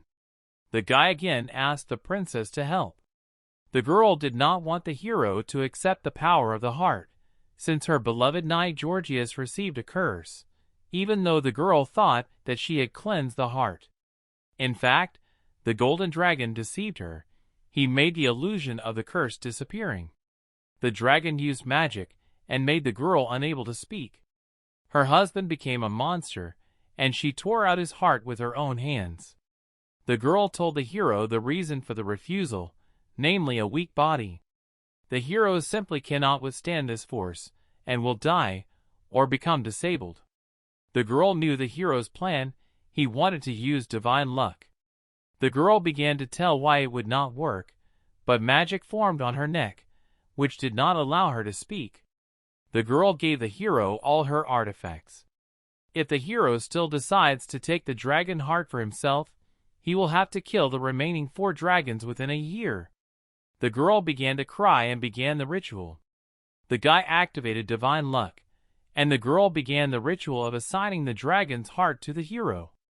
The guy found himself inside his consciousness, in which the dragon spirit was located. He pinned the guy with his paw, and was angry because he decided to get his strength. The dragon refused to transfer his power, and killed the hero in the subconscious. At the same time, the demon was killing 2 squad leaders. There was only Lucius, who used his spear on the monster, but he was not even touched. The demon was behind the guy and struck him on the back. The guy gets a second punch to the jaw and tries to counterattack, but the demon easily catches his spear, lifts it into the air, uses the flame and throws the guy into the wall. The Son of God was on the verge, so he decided to use a trump card. The demon summoned a flame that was supposed to finish off the exhausted guy, but it was gone. The Son of God called an angel who gave him strength in exchange for life. In the blink of an eye, the demon was defeated. If it wasn't for the honor issue, he wouldn't have had a chance. The guy started talking to the demon about the difficult fate of the Son of God. He really could not understand the demon, who was so jealous of this. The demon was defeated, and eventually died. In the room where the hero was, Ned woke up and saw how the girl, who was from the enemy, was doing something with his friend. Of all the people participating in the raid past the hero and Ned, only 3 people survived: the Son of God and 2 other squad commanders. Angel finished the raid and was going back with his companions. In the subconscious of the hero, the dragon could not kill him, since the goddess of luck protected the guy. The hero was in his subconscious, so he realized that he just needed to remember who he was. The guy became himself before regression and hit the dragon in the eye, from which he began to scream. Jeffers said that this dragon is the 5th on his account. The hero attacked the dragon with a sword from the past. At the same time, Ned thought that the hero was defeated and decided to attack the princess, but he was overtaken by mana freezing. The girl said that he could not move now, but needed peace, and with her mana brought the demonic insect out of the guy's body.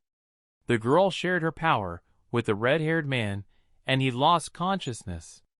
At this time, the Son of God and 2 companions were about to leave the dungeons, but it was not so easy due to the fact that the structure had changed. The future angel said that they should find a stake of faith. The guys seemed strange the way they acted. It didn't look like he and the demon were allies. He assumed that they belonged to 2 branches of the sect that were at enmity. 3 people found out where the stake of faith was, but could not believe that it was inside the main room. How could they get there without killing the guardian? The guardian attacked the saint. He blocked the blow but barely held on. He had already accepted the fact that this could all be the end of his life. But the hero came out of the room. The guy said that he would save the saint, since he was asked for it. Jafar used the dragon tongue skill and ordered the guard to substitute his head. Although the use is limited, since the hero is not a true dragon, he could pull it off. The guard was pinned to the ground, and the Son of God was terrified of the power that the hero possesses. The hero's strength was enough to hold Strata for 10 seconds. After the release, the opponent attacked the guy, but he easily dodged.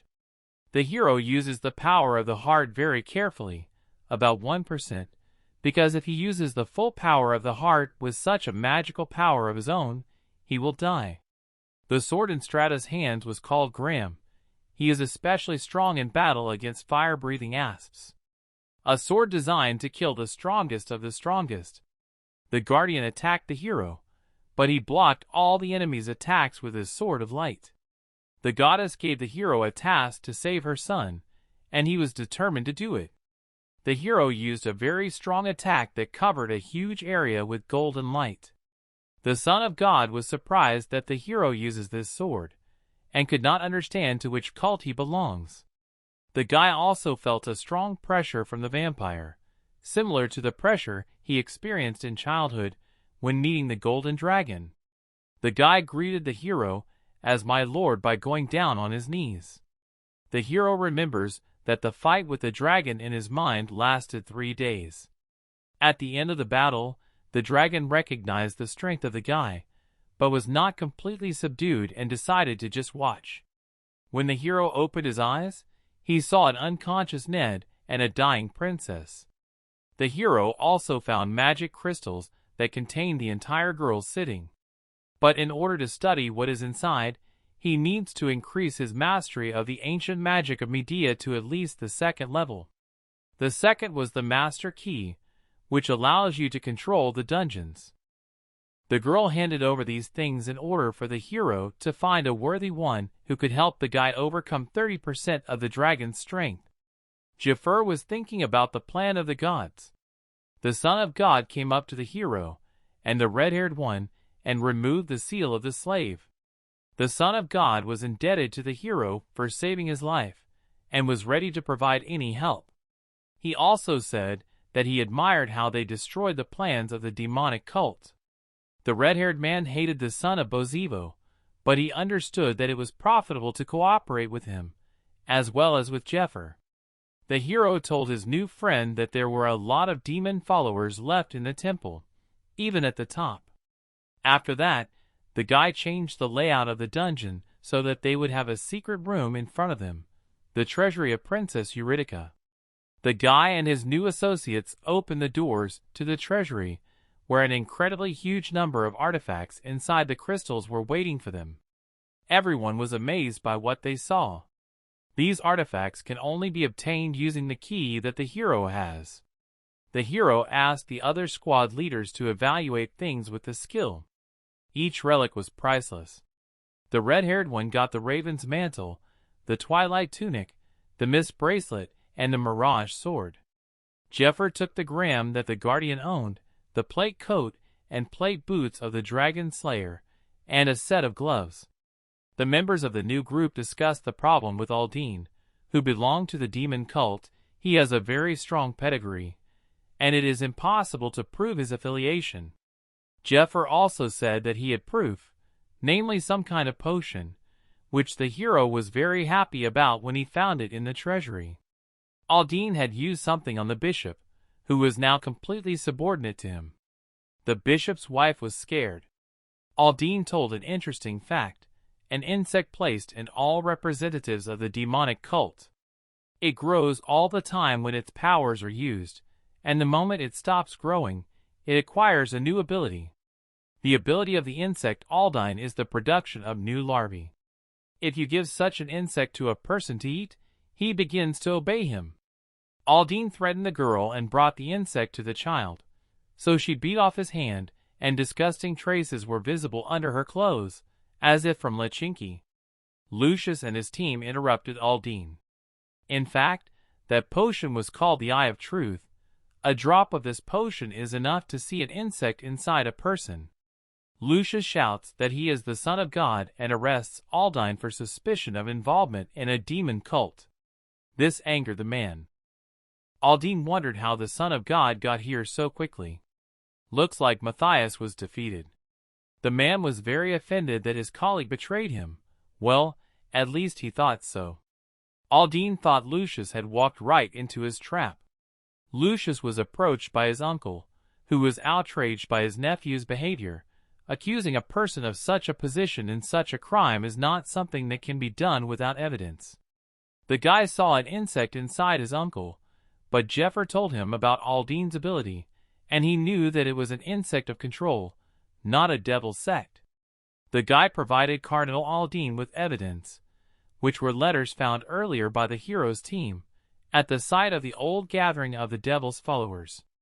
Lucius began to talk about the letters, and the details of the plan to kidnap the dragon heart. And the praise of the devil was also in the letters. Although the order was to burn the letters immediately after reading, Mathis kept them in order to avoid betrayal on the part of Aldine. Aldine began to laugh. Since it was stupid to deny the obvious facts, he admitted that he was one of the leaders of the devil cult, occupied the 11th place in the hierarchy. The man began to mock the stupidity of the Son of God. As he was sure that he would not touch him because of the hostages, Aldine took the girl and put a knife to her throat. Claudia was crying, and at this time the man threatened that it would not be difficult for him to kill the girl.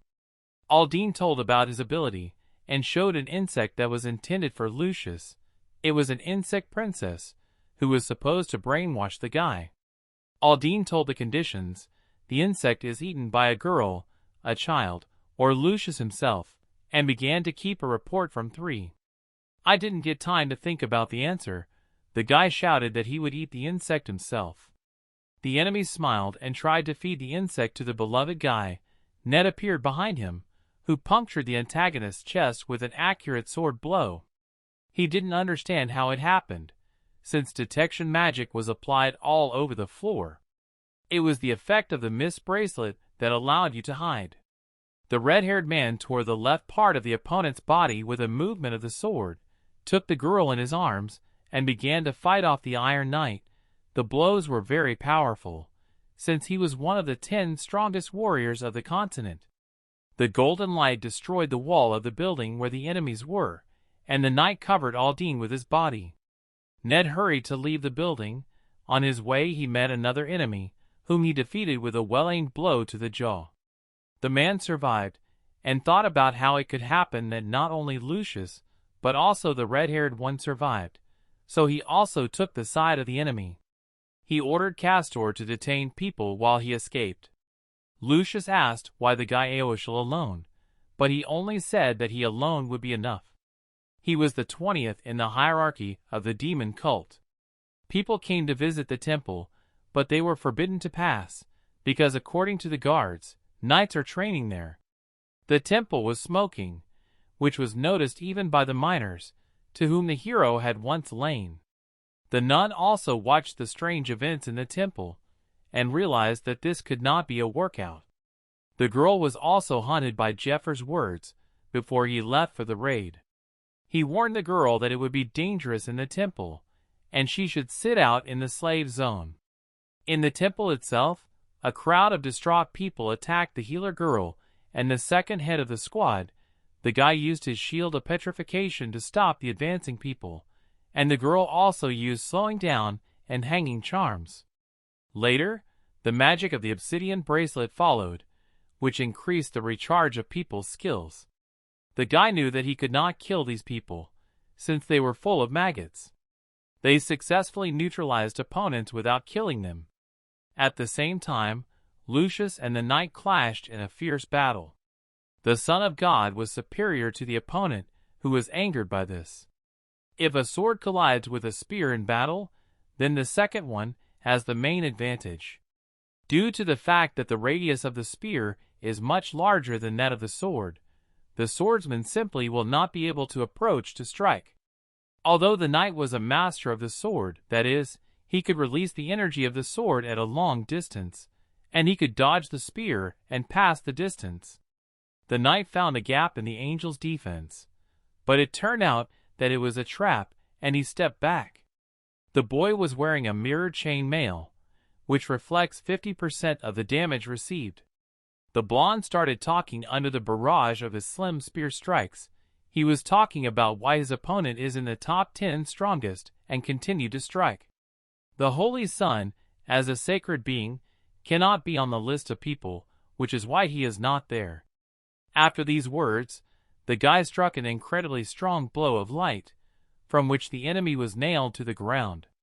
The guy's colleagues rejoiced, but he told them not to relax. At the last moment, he received 7 blows from the enemy, and was wounded. The knight stood up, and there was a hole in his stomach in which maggots were visible. It seemed that his whole body inside consisted of these insects. The enemy's wound recovered in the blink of an eye, although initially his goal was to detain the guy, but now he intended to kill him. He was immediately behind the back of the Son of God. His hands turned into something truly disgusting. As soon as he was ready to deliver the decisive blow, Aldine contacted him, so that he would return to him as soon as possible. But before they could respond to the call, the enemy was tied up with a prison of chains, and paralysis was used on him. Castor was immobilized, and the Son of God struck. His master shouted to him, told him about his whereabouts. Such a rush was caused by the fact that Aldine was captured by the main character. He was beating up a heretic. Lucius told his opponent about their plan, according to which they had to split them up and kill them one by one. A little earlier, Aldine recalled talking to the leader, and that they could keep the dragon heart in the temple. He couldn't understand why things had turned out this way. It was just a perfect plan. Aldine thought that he was threatened by a man from the east, who told him that he was going to get rid of the red-haired student, since he was useless, but it seemed to Aldine that this was their plot against him. Aldine and another knight reached the carriage on which they were to leave this place. As soon as the man clung to the carriage, he struggled in agony. It was poison number 68, a collection of deadly poison poisoned King Fedabilial. A feature of this poison was a very strong pain. The hero took off his mantle, and the man realized that he was not his subordinate. The hero kicked the man in the face. The Silver Knight started shouting that if he didn't give up right now, he would fall from one of the strongest knights of the continent. The commander set a poisonous needle, and the opponent instantly died. The guy assumed that this was not a real knight, since he turned out to be very weak. Aldine began to call for help from a henchman, and tried to stall for time. In fact, Aldine called out to Pollux, but the hero showed the severed head of this knight. The hero hated his opponent because of him, a lot of terrible things happened in the past with his teacher Ned, and with Lucius, and with other people who are familiar to the hero. Therefore, he struck a very strong blow, after which a huge area was illuminated by a blue color. Aldine was able to survive, and took on a completely different appearance, in which he looked more like a monster than a human. This is a state of demonetization. It has been 5 years since Aldine used the Kyanite of Revelation, from which he became a demon. For all 5 years, he learned to disguise himself and turn into a human. All the demon opponents who saw this form fell. The creature hit the ground with all its might, from which almost the entire forest was covered with huge cracks. Even Ned, who was very far away with Lucius' wife, could see something so terrible. He ordered the girl to stay here until he returned and gave them stealth bracelets. The girl was worried about the red-haired man, but he said that the topic did not need them at all. Ned felt a special hatred for these people, since they were the ones who robbed his family and killed his father. He intended to personally send them to hell. The knight and Lucius continued to fight. The knight was no longer as strong as at the beginning of the fight, so it was obvious that he was weakened. Arno used his best battlefield light skill, which significantly increases the skills of allies, namely by 120%. Now the already reinforced team began to put pressure on the knight. As a result, the Son of God killed his opponent. Even though he died at the last moment, he caused damage to the building, which began to fall apart. The people connected by the team were in danger, and Lucius' uncle was also among those people. The knight did not die. Even with half of his body, he was able to regenerate, but his fighting power was severely damaged.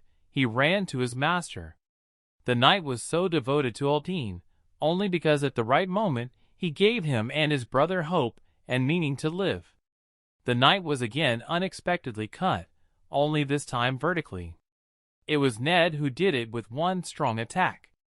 Even with half a body, the opponent was talking while they were talking about the father of the red-haired one.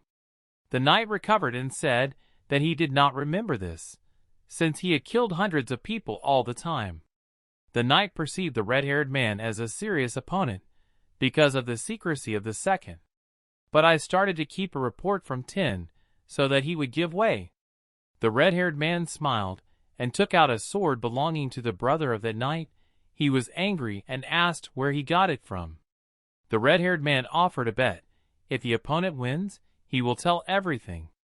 The knight was ready to kill Ned. Because of the outburst of rage, he forgot about his master. At the same time, Jafar was fighting a demon. Aldine had the ability to change his body with the help of Lachinki mimicry. He struck blow after blow, but the hero blocked everything. The guy counterattacked and cut off several tentacles to the enemy, but it did not work to chop off the hand. It was strong as steel. The demon from the severed tentacles released the digestive juice of the Lachinki. The guy dodged, struck a strong blow on the legs, from which they were cut off, and cut the entire body of the monster into small pieces with a series of blows. But the enemy did not die. One part of the body emitted a mist of insect juice, and then the monster began to regenerate. Aldine was called immortal, because no matter how many people killed him, he recovered. He highly appreciated the strength of the hero and revealed his plan, according to which he would force him to eat a larva and obey him. The demon dealt crushing blows to the hero, which destroyed everything around. the hero stopped his attack with his fingers. The hero told the true reason why he did not chop all of them alone, namely that Ned needed to take revenge himself, since he would lose meaning if the hero did everything himself. The hero used dragonization. This ability increases strength by 9%. The hero decided to use the enemy as a live shaving bag to test his skills. Aldous felt terrifying pressure from the guy, so he tried to escape, but Jkir cut the demon that was in the air with his bare hands. At this time, Ned was lying on the ground, and the knight put a sword to his throat. He was going to kill the red-haired one. 15 years ago, the father and the count were discussing the little twins, who were very unusual in their body structure. They sensed each other's magic and synchronized their movements when they were nearby, so they had great potential to become strong swordsmen.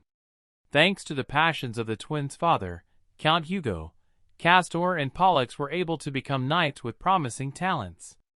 And Aldine, having considered this in them, secretly invaded the legacy of the Count's title of the Hugo family and made the twins his subordinates.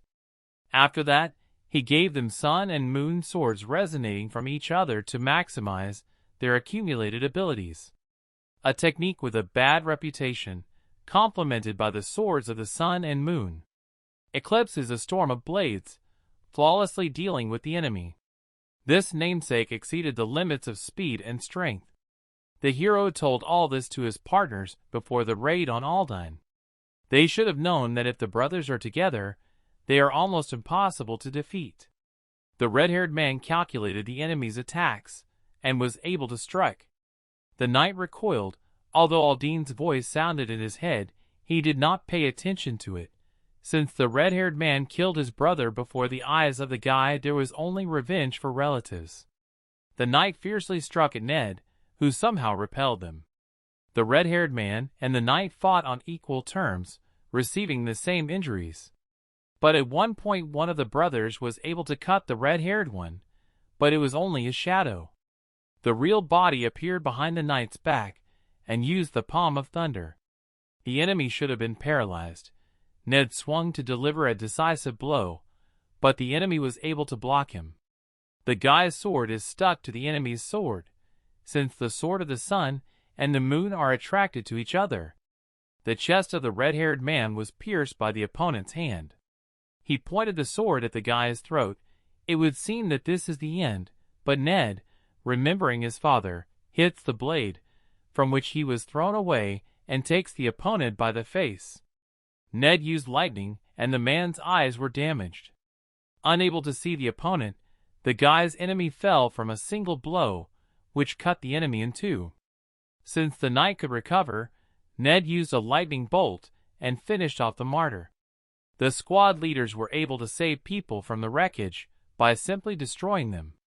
As a result, although people suffered, but everyone survived. People who were previously under the control of the demon regained consciousness. Lucius was thinking that either Aldine was dead, or he was neutralized.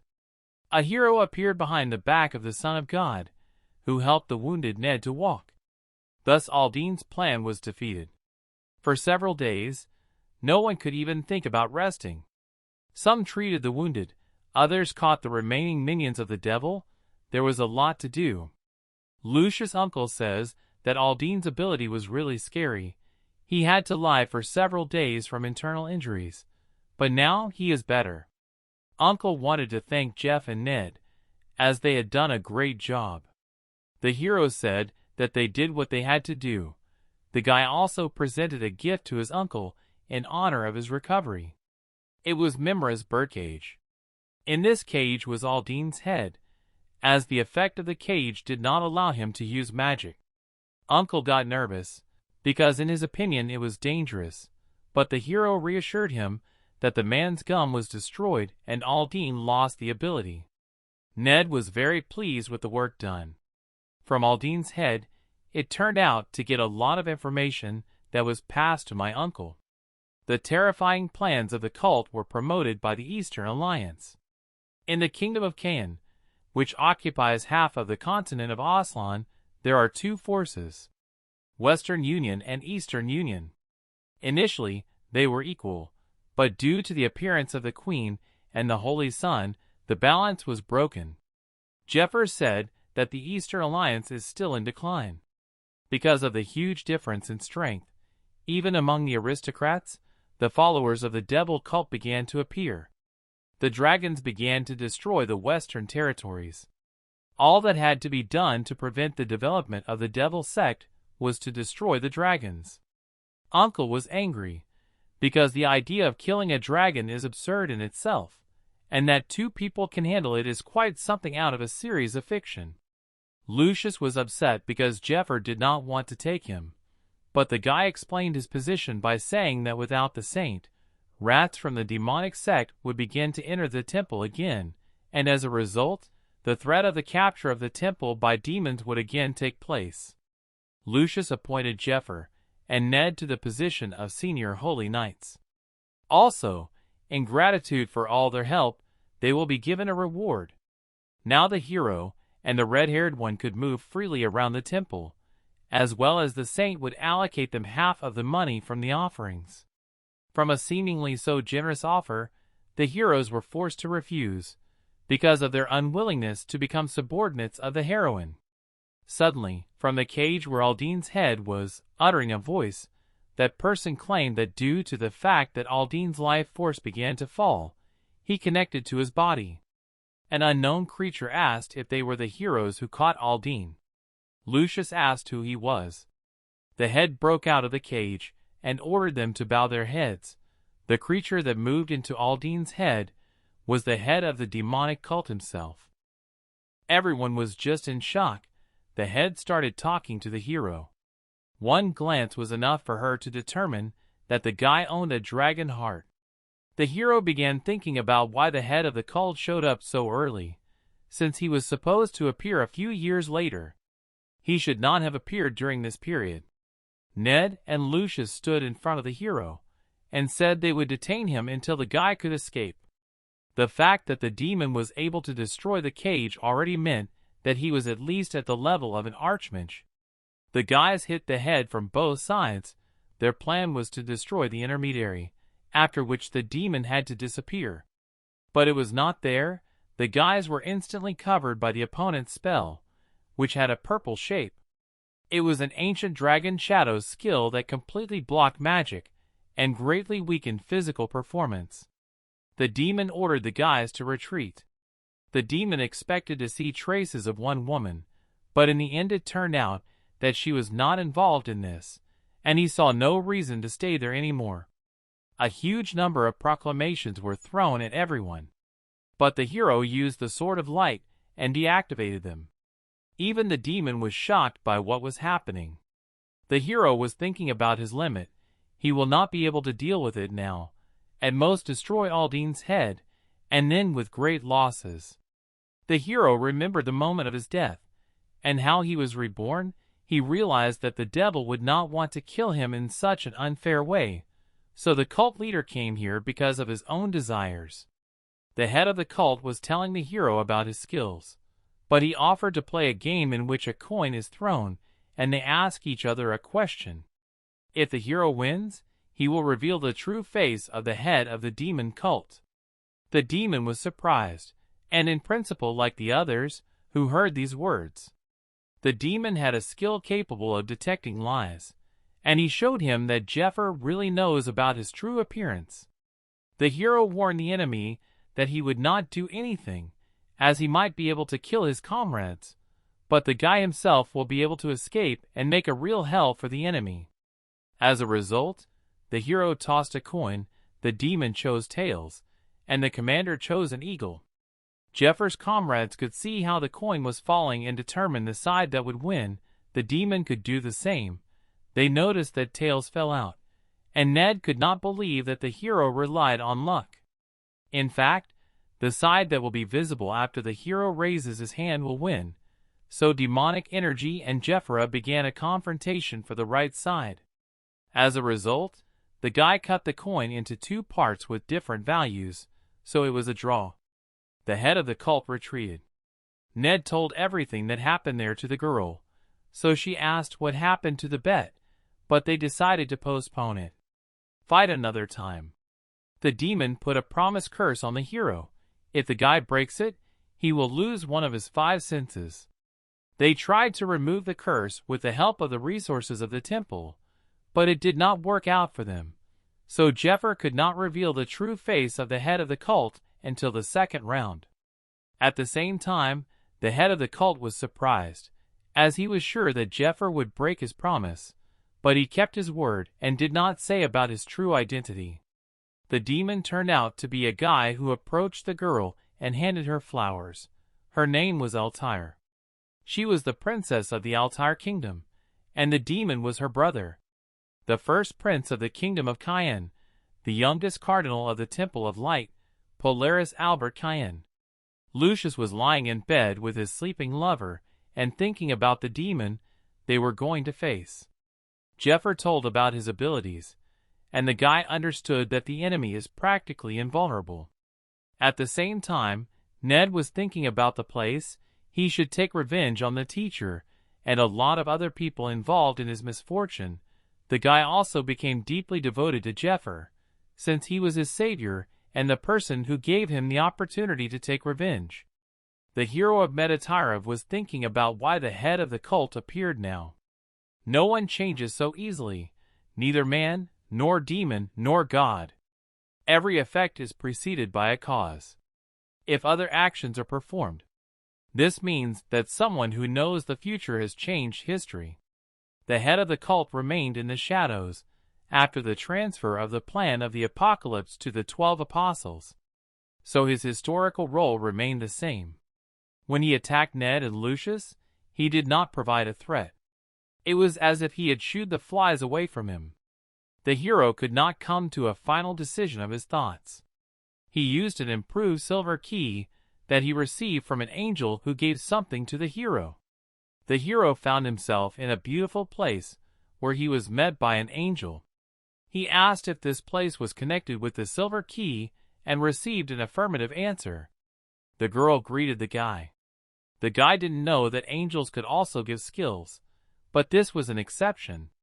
The girl is responsible for the guy, so she needs to do everything so that he does not meet a boring end, as her reputation will fall.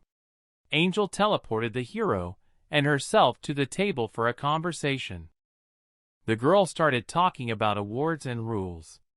The gods will no longer tolerate stupidity like the one when the hero threatened them with his life.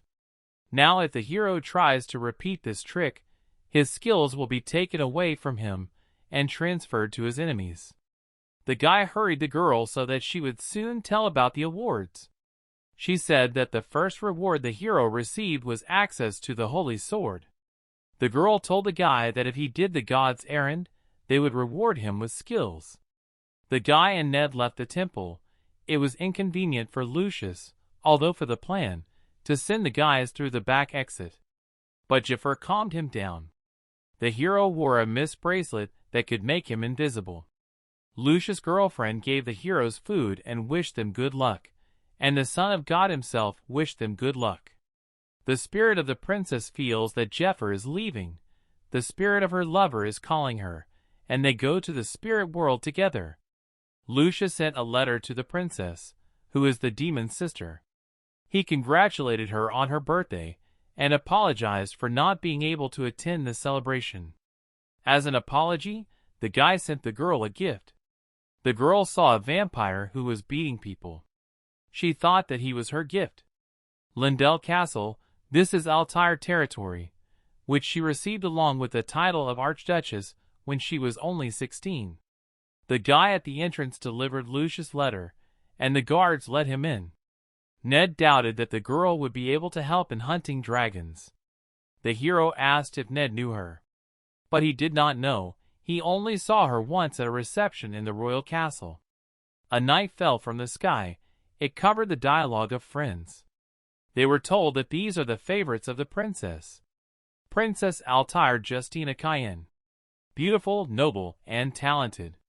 From birth, she has everything she needs. Aslan's sparkling star. Even luck was on her side, because of the refusal of the first son, who decided to become a member of the temple, and because of the illness of the second brother, she became the heir to the throne. She said she wouldn't even talk if the Mujins didn't prove their strength and honor. Countless men who wanted to get the attention of the princess came, lost, and returned at midnight. All of them were carried out by the first night defender Altair Ophelia Amlet. Although the men involved in this were not bad, but they cannot compare with Ned and Jeffer. The guy's problem was that the opponent is among the 10 strongest on the continent. The guy was thinking that she looks younger than in his past life. This is due to the fact that now they met earlier. The hero's thoughts were interrupted by a man with bad intentions, who responded to the hero. He said that the hero does not observe the queue, but people stand here for 3 days. This man was a representative of a different religion, not a temple of light. The guy said that he was not participating in the competition, and the man should not pay attention to them. The man got angry, but the hero started talking about his goal to deliver the letter. That man missed Jeff. The man was discussing with his partner rumors about Lucius and his cousin, something like the fact that they were in a love relationship, even about the fact that they have a child, which they hide. The man received a very strong blow to the jaw from which he flew very far away. The hero was so angry because this girl in his past life was his lover, and these rumors simply insulted him. The guy told everyone to come to him and fight. The butler says that there have been no fights for several months, and now a hero has arranged it. The guy replied that he couldn't resist when he heard the words spoken by those bastards, to which he was told that there was no problem with that. The princess approached the guys. The hero took her hand and greeted her by kissing her wrist. The girl read her brother's letter, which said that they would tell the details themselves. So she asked a question about what they can do useful.